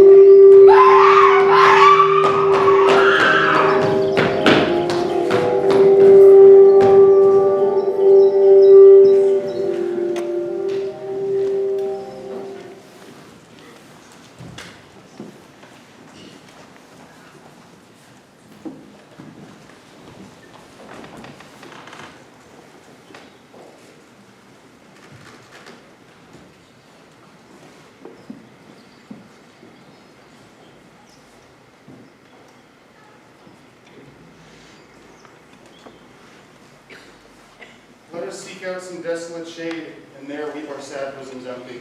Let us rather hold fast the mortal sword and, like good men, bestride our downfall and birth them. Each new morn, new widows howl, new orphans cry, new sorrows strike heaven on the face, that it resounds as if it felt with Scotland and yelled out like syllable of Dolar. When I believe I'll wail, what no believe and what I can find a time to friend, I will. What you have spoken may be so perchance. This tyrant whose sole name blisters our tongues was once thought honest. You have loved him well. He hath not touched you yet. I am young, but something you may deserve of him through me, and wisdom to offer up a weak, poor, innocent lamb to appease an angry God. I am not treacherous. But Macbeth is. A good and virtuous nature may recoil in an imperial charge, but I shall crave your pardon. That which you are, my thoughts cannot transpose. Angels are bright still, though the brightest fell. Though all things foul must wear the brows of grace, yet grace must still look so. I have lost my hopes. Perchance even there where I did find my doubts. Why in that rawness left you wife and child? Those precious motives, those strong knots of love without leave-taking? I pray you, let not my jealousies be your dishonors, but mine own safeties. You may be rightly just, whatever I shall think. Bleed, bleed, poor country! Great tyranny, lay thou thy base sure, for goodness dare not check thee. Where thou thy wrongs, the title is afeared. Fare thee well, Lord. I would not be the villain that thou thinkest, for the whole space in the tyrant's grasp, and the rich east to boot. Be not offended. I speak not as an absolute fear of you. I think our country sinks beneath the yoke. It weeps, it bleeds, and each new day a gash is added to her wounds. I think withal there would be hands uplifted in my right, and here from gracious England have I offered goodly thousands. But for all this, when I shall tread upon the tyrant's head or wear it on my sword, yet my poor country shall have more vices than it had before, more suffer in more sundry ways than ever by him that shall succeed. What should he be? It is myself, I mean, in whom I know all the particulars of vice so grafted that when they shall be opened, black Macbeth will seem as pure as snow, and the poor state esteem him as a lamb being compared with my confineless harms. Not in the legions of horrid hell can come a devil more damned in evils to top Macbeth. I grant him bloody, luxurious, avaricious, false, deceitful, sudden, malicious, smacking of every sin that has a name. But there's no bottom, none in my voluptuousness. Your wives, your daughters, your matrons, and your maids could not fill up the cistern of my lust, and desires all continent impediments that would overbear my will. Better Macbeth than such an one to reign. Boundless intemperance in nature is a tyranny. It hath been the untimely emptying of the happy throne and fall of many kings. but fear not yet to take upon you what is yours. You may convey your pleasures in spacious plenty, and yet seem cold. The time you may so hoodwink. We have willing dames enough. There cannot be that vulture in you to devour so many, as will to greatness dedicate themselves, finding it so inclined. With this there grows my most ill-composed affection, such as stanchious avarice, that were I king, I should cut off the nobles for their lands, desire his jewels in this other's house, and my more having would be as a sauce to make me hunger more. And I should forge quarrels unjust against the good and loyal, destroying them for wealth. This avarice sticks deeper, grows with more pernicious root than summer's seeming lust. And it hath been the sword of our slain kings. Yet do not fear. Scotland hath poisons to fill up your will of your mere own. All these are portable with other graces' way. But I have none. The king becoming graces, as justice, verity, lowliness, stableness, perseverance, bounty, courage, fortitude. I have no relish of them, but abound in the division of each several crime, acting in many ways. Nay, had I power, I should pour the sweet milk of concord into hell, uproar the universal peace, confound all unity on earth. Oh, Scotland, Scotland! If such a one be fit to govern, speak. I am as I have spoken. Fit to govern? No, not to live. O nation miserable with an untitled tyrant, bloody scepter, when shalt thou see thy wholesome days again? Since the truest issue of thy throne by his own interdiction stands first, and does blasphemy his breed? Your royal father was a most sainted king. The queen that bore thee oftener upon her knees than on her feet died. Every day she lived. Fare thee well. These evils thou repeatest upon thyself have banished thee from Scotland. Oh, my breast, thy hope ends here. Macduff, this noble passion, child of integrity, hath from my soul wiped the black scruples, reconciled my thoughts to thy good truth and honor. Devilish Macbeth by many of these strains hath sought to win me into his power, and modest wisdom plucks me from over credulous haste. But God above deal between thee and me, for even now I put myself to thy direction and unspeak mine own detraction. Here abjure the taints and blames I laid upon myself. I am yet unknown to woman, never was forsworn, scarcely have coveted what was mine own. At no time broke my faith, would not betray the devil to his fellow, and delight no less in truth than life. My first false speaking was this upon myself: what I am truly is thine, and my poor country's to command. Whither indeed before thy here approach, old Seward with 10,000 warlike men, already at a point was setting forth. Now we'll together, the chance of goodness be like our warranted quarrel. Why are you silent? Such welcome and unwelcome things at once, 'tis hard to reconcile. Well, more anon. Comes the king forth, I pray you. Aye, sir. There are purely wretched souls staying secure. Their malady convinces him in the state of art, but at his touch, such sanctity hath heaven given in his hand. They presently met. I thank you, doctor. What's the disease he means? 'Tis called the evil, a most miraculous work in this good king, which often since my here remain in England I have seen him do. How he solicits heaven himself best knows, and strangely visited people, all swollen and ulcerous, pitiful to the eye. The mere despair of surgery he cures, hanging a golden stamp about their necks and put on with holy prayers. 'Tis spoken to the succeeding royalty he leaves the healing benediction. With this strange virtue he hath a heavenly gift of prophecy, and sundry blessings hang about his throne that speak him full of grace. See who comes here. My countryman, but yet I know him not. My ever gentle cousin, welcome hither. I know him now. Good God, the times remove the means that makes us strangers. Sir, amen. Stand Scotland where it did. Alas, poor country, it cannot be called our mother, but our grave, where nothing but who knows nothing is once seen to smile, where sighs and shrieks and groans that rent the air are made and not marked, and good men's lives expire before the flowers in their caps, dying or ere they sicken. Oh, relation, too nice and yet too true. The newest grief. That of an hour's age doth hiss the speaker. Each minute seems a new one. How does my wife? Why, well. And all my children? Well, too. The tyrant has not yet battered at their peace? No, they were well at peace when I did leave. Be not a miser of your speech, how goes it? When I came hither to transport the tidings, of which I have heavily borne, There ran a rumor of many worthy fellows that were out. Now is the time of help. Your eye in Scotland would create soldiers, make our women fight to doff their dire distresses. Be it their comfort we are coming thither. Gracious England hath lent us good Seward and 10,000 men. An older and a better soldier, none the Christian who gives out. Would I could answer this comfort with the like, but I have words that should be howled out in the desert air, where hearing cannot latch them. What concern they? Is it the general cause or fakery to some single breast?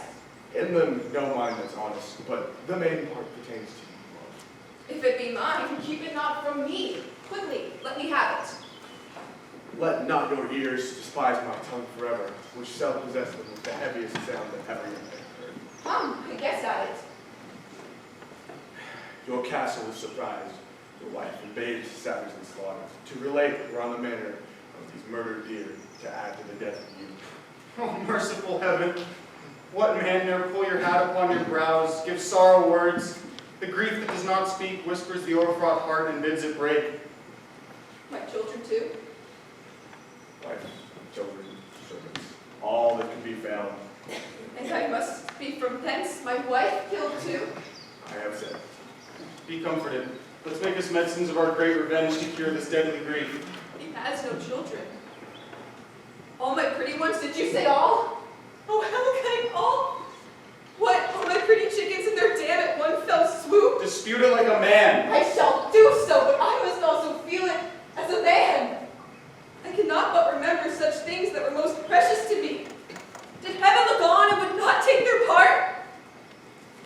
Sinful Macduff, they were stocked for thee. Not that I am, not for their own demerits, but for mine. So slaughter on their souls. Heaven rest them now. Be this the whetstone of your sword.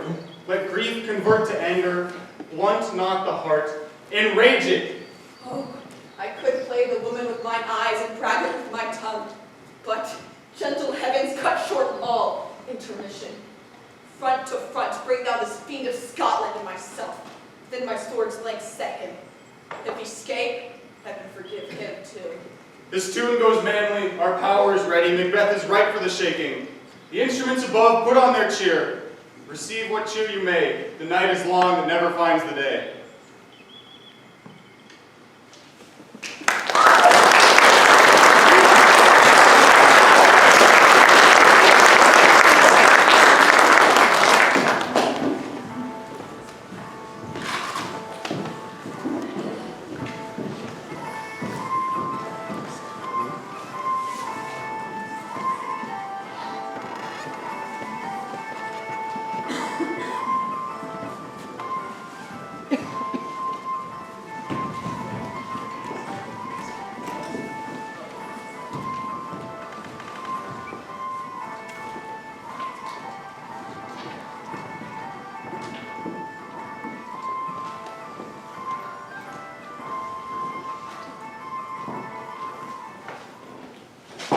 I have 2 nights walked with you, but have perceived no truth in your report. When was it she last walked? Ever since His Majesty went into the field, I have seen her rise from her bed, throw her nightgown upon her, unlock her closet, take forth paper, fold it, write upon it, read it, and afterwards seal it, and again return to bed.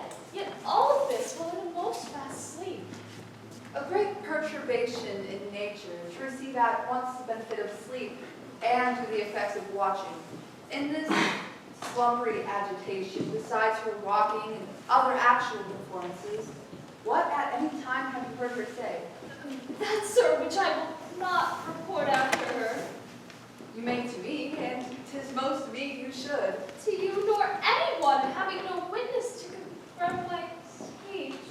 Look you, here she comes. This is her very guise, and upon my life, fast asleep. Observe her, stand close. How came she by that light? It's to buy her. She has light by her continually. 'Tis her command.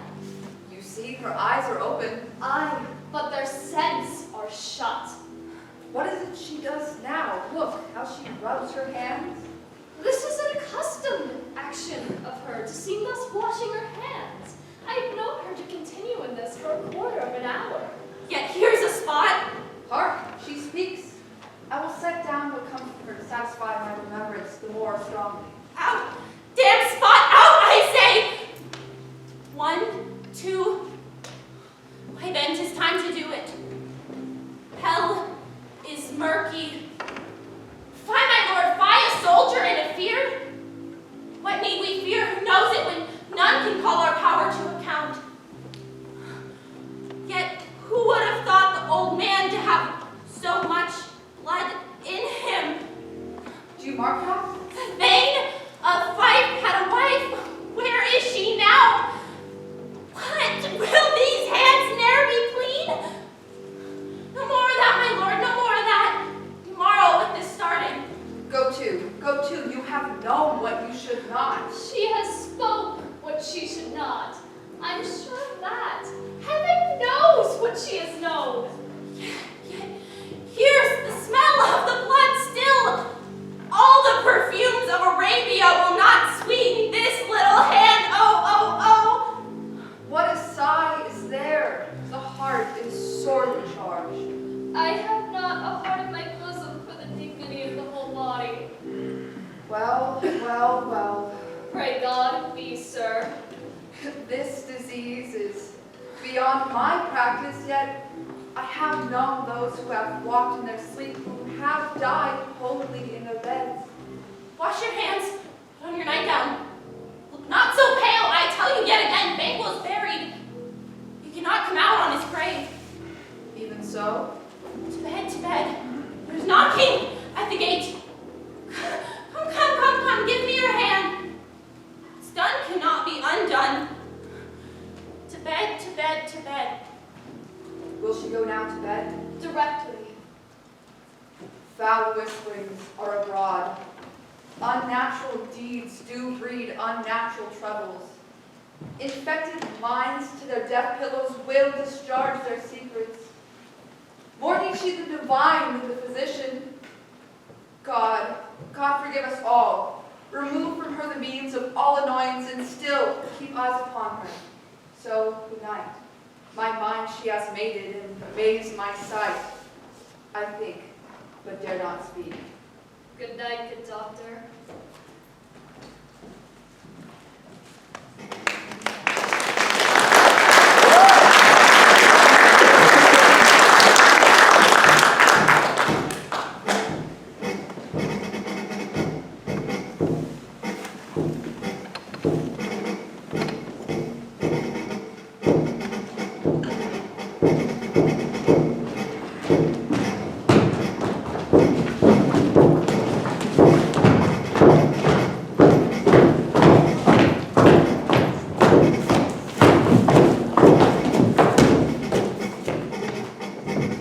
Power is near, led on by Malcolm, his uncle Seward, and the good Macduff. Revenge is burning them, for their dear causes would to the bleeding and grim alarm excite the mortified man. Near Burnham Wood shall we meet them? That way are they coming? Who knows if Donalbain be with his brother? For certain, sir, he is not. I have a file of all the gentry. There is Seward's son, and many unrough youths that even now protest their first of manhood. What does the tyrant? Great Dutchman, he strongly fortifies. Some say he's mad. Others that lesser hate him do call it a valiant fury. But for certain, he cannot buckle his separate cause in the belt of rule. Now does he feel his secret murders sticking upon his hands? Now minutely revolt, upright his faith reach. Those he commands move only in command, nothing in love. Now does he feel his title hang loose about him, like a giant's robe upon a dwarfish thief? Who then shall blame his pestered senses to recoil and start, when all that is within him does condemn itself for being there? Well, march we on, give obedience where it's truly owed. Meet we the medicine of the sickly wheel, and with him pour we in our country's purge each drop of us. For so much as it needs to do the sovereign flower and drown the weeds, make we our march towards Burnham.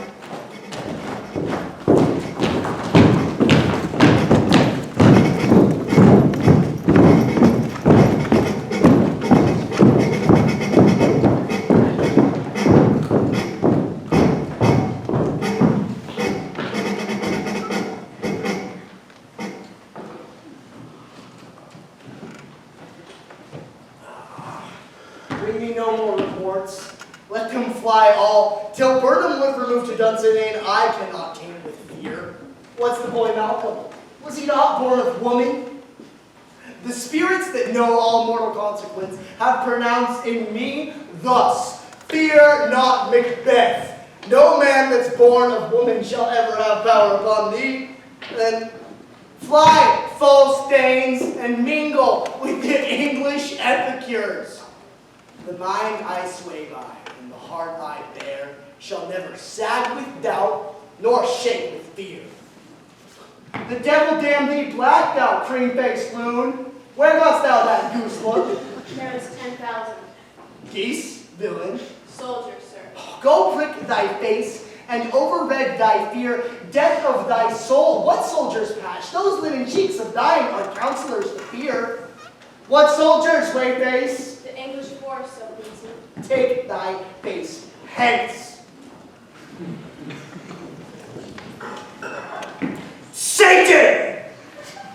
I am sick at heart when I behold Satan, I say! This push cheer me ever, or deceit me now. I've lived long enough. My way of life has fallen into the sear, the yellow leaf, and that which should accompany old age is love, honor, obedience, troops of friends. I must not look to have, but in their stead curses, not loud, but deep. Mouth honor, breath which the poor heart would fain deny and dare not. Satan, I say! What's your gracious pleasure? What news more? All is confirmed, my lord, which was reported. I'll fight till from my bones my flesh be hacked. Give me my armor. 'Tis not needed, though. I'll put it on. Send out more horses, scur the country round, and hang those that talk of fear. Bring me mine armor. How does your patient, doctor? Not so sick, my lord, as she is troubled with thick coming fancies that keep her from her rest. Cure her of that. Canst thou not minister to a mind diseased? Pluck from the memory a rooted sorrow, raise out the written troubles of the brain, and with some sweet and oblivious antidote, cleanse the stuffed bosom of that perilous stuff which weighs upon the heart. Therein the patient must minister to himself. Go throw physic to the dogs. I'll none of it. Come, put my armor on. Bring me my staff. God, Satan, send out. Come, sir, dispatch. Doctor, the things fly from me. If thou couldst, doctor, cast the water of my land, find her disease, and purge it to a sound and pristine health, I would applaud thee to the very echo that should applaud again. Pull it off, I say! What rhubarb, senna, purgative drug would scour these English heads? Hearest thou of them? Aye, my good lord, your royal preparation makes us hear something. Bring it after me. I will not be afraid of death and bane till Burnham Forest come to Dunsinane. Were I from Dunsinane, away and clear, profit again should hardly draw me here.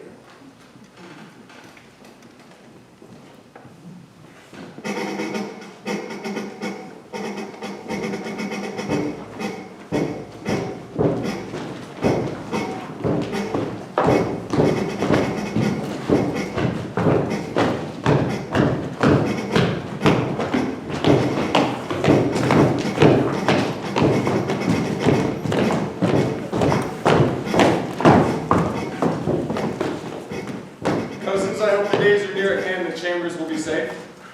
We doubt it not. What is this before us? The wood of Burnham. Let every soldier hew him down a bough and bear it before him. Thereby shall we shadow the numbers of our host and make discovery ere and report of us. It shall be done. We learn no other but the confident tyrant keep still in Dunsinane and will endure our sitting down the fort. 'Tis his main hope. For where there's advantage to be given, both more and less is given in the revolt. None serve with him but constrained things whose hearts are absent too. Let our just censures attend the true event and put me on industrious soldiership. The time approaches that will, with due decision, make us know what we say we shall have and what we owe. Thoughts speculative, their unsure hopes relate. Towards certain issues, strokes must arbitrate. Towards which advance the war.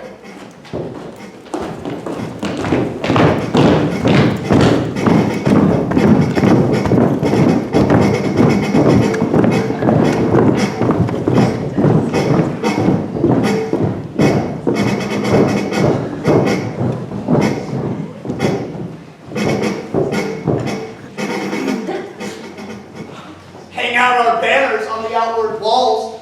The cries still they come. Our castle's strength will laugh a siege to scorn. Here, let them lie till famine and the ague eat them up. Were they not forced with those that should be ours? We might have met them dereful, beard to beard, and beat them backward home. Oh, what is that noise? It is the cry of women, my good lord. Whew. The time has been that my senses would have cooled to hear a night shriek, and my fell of hair would at the dismal treaties rouse and stir as life were in it. I have supped full with horrors, direless, familiar to my slaughterous thoughts, cannot once starve me. Wherefore was that cry? The queen, my lord, is dead. She should have died hereafter. There would have been a time for such a word. Tomorrow and tomorrow creep in this petty pace from day to day to the last syllable of recorded time, and all our yesterdays have lighted fools the way to dusty death. Out, brief candle. Life's but a walking shadow. A poor player who struts and frets his hour upon the stage and then is heard no more. It is a tale told by an idiot, full of sound and fury, signifying nothing. Thou comest to use thy tongue, thy story quickly. Gracious my lord, I should report that which I say I saw, but know not how to do it. Well, say, sir. As I did stand my watch upon the hill, I looked toward burning, and anon, methought, the wood began to move. Liar and slave! Let me endure your wrath if it not so. In this 3-mile bay, you see it coming. I say a moving grove. If thou speakest false, upon the next tree shalt thou hang alive till famine cling thee. If thy speech be soothed, I care not if thou dost for me as much. I pull in resolution and begin to doubt the equivocation of the fiend that lies like truth. Fear not till Burnham Wood do come to Dunsinane.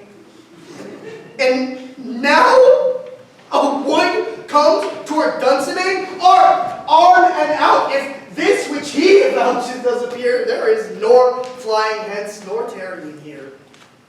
I begin to be aware of the sun, and wish the estate of the world were now undone. Ring the alarm bell. Come wind, come rack. At least we'll die with harness on our back.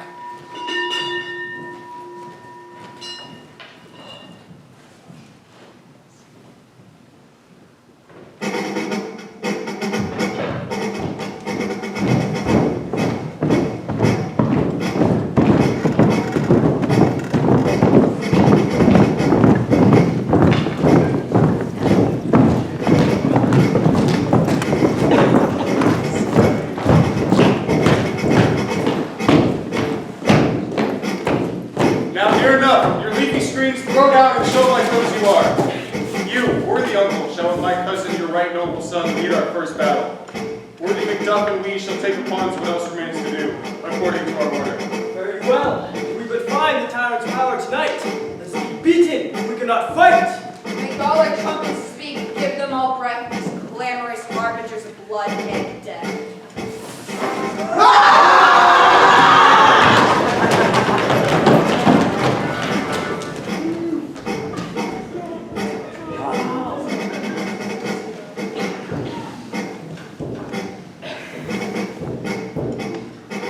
They have tied me to a stake. I cannot fly, but bear-like I must fight the course. What's he that was not born of woman? Such one am I to fear, or not? What is thy name? Thou will be afraid to hear it. No, though thou callest thyself a harder name than any in hell. My name's Macbeth. The devil himself could not pronounce a name more hateful to mine ear. No, nor more fearful. Thou liest, a boy tyrant. With my sword I'll prove thou liest. Thou wast born of woman. Swords I smile at. Weapons laugh to scorn, brandished by a man that's of a woman born. That way the noise is! Tyrant, show thy face! Thou be slain with no stroke of mine. My wife and children's ghosts will haunt me still. Cannot strike at wretched curds, whose arms are hired to bear their staves. Either thou, Macbeth, or else my sword with an unbattered edge I'd sheath again undeeded. There thou shouldst be, by this great clatter, one of greatest note seems brooded. Let me find him, fortune, and more I beg not.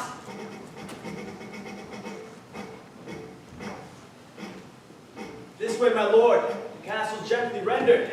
The tyrant's people on both sides do fight, and the thanes do bravely in the war. The day itself almost professes yours, and little is to do. We have met with foes that strike beside us. Enter, sir, the castle.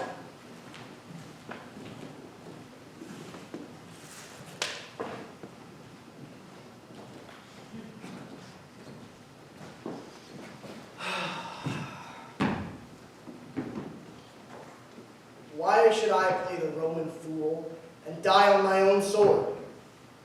Whiles I see lives, the gashes do better upon them. Turn, hellhound, turn! Of all men else, I have avoided thee. But get thee back. My soul is too much charged with blood of thine already. I have no words, my voice is in my sword. The bloodier villain than terms can give thee out. Thou losest labor, as easy mayest thou the entrenchant air, with thy keen sword impressed as to make me bleed. Let fall thy blade on vulnerable crest, for I bear a charmed life, which must not yield to one of woman born.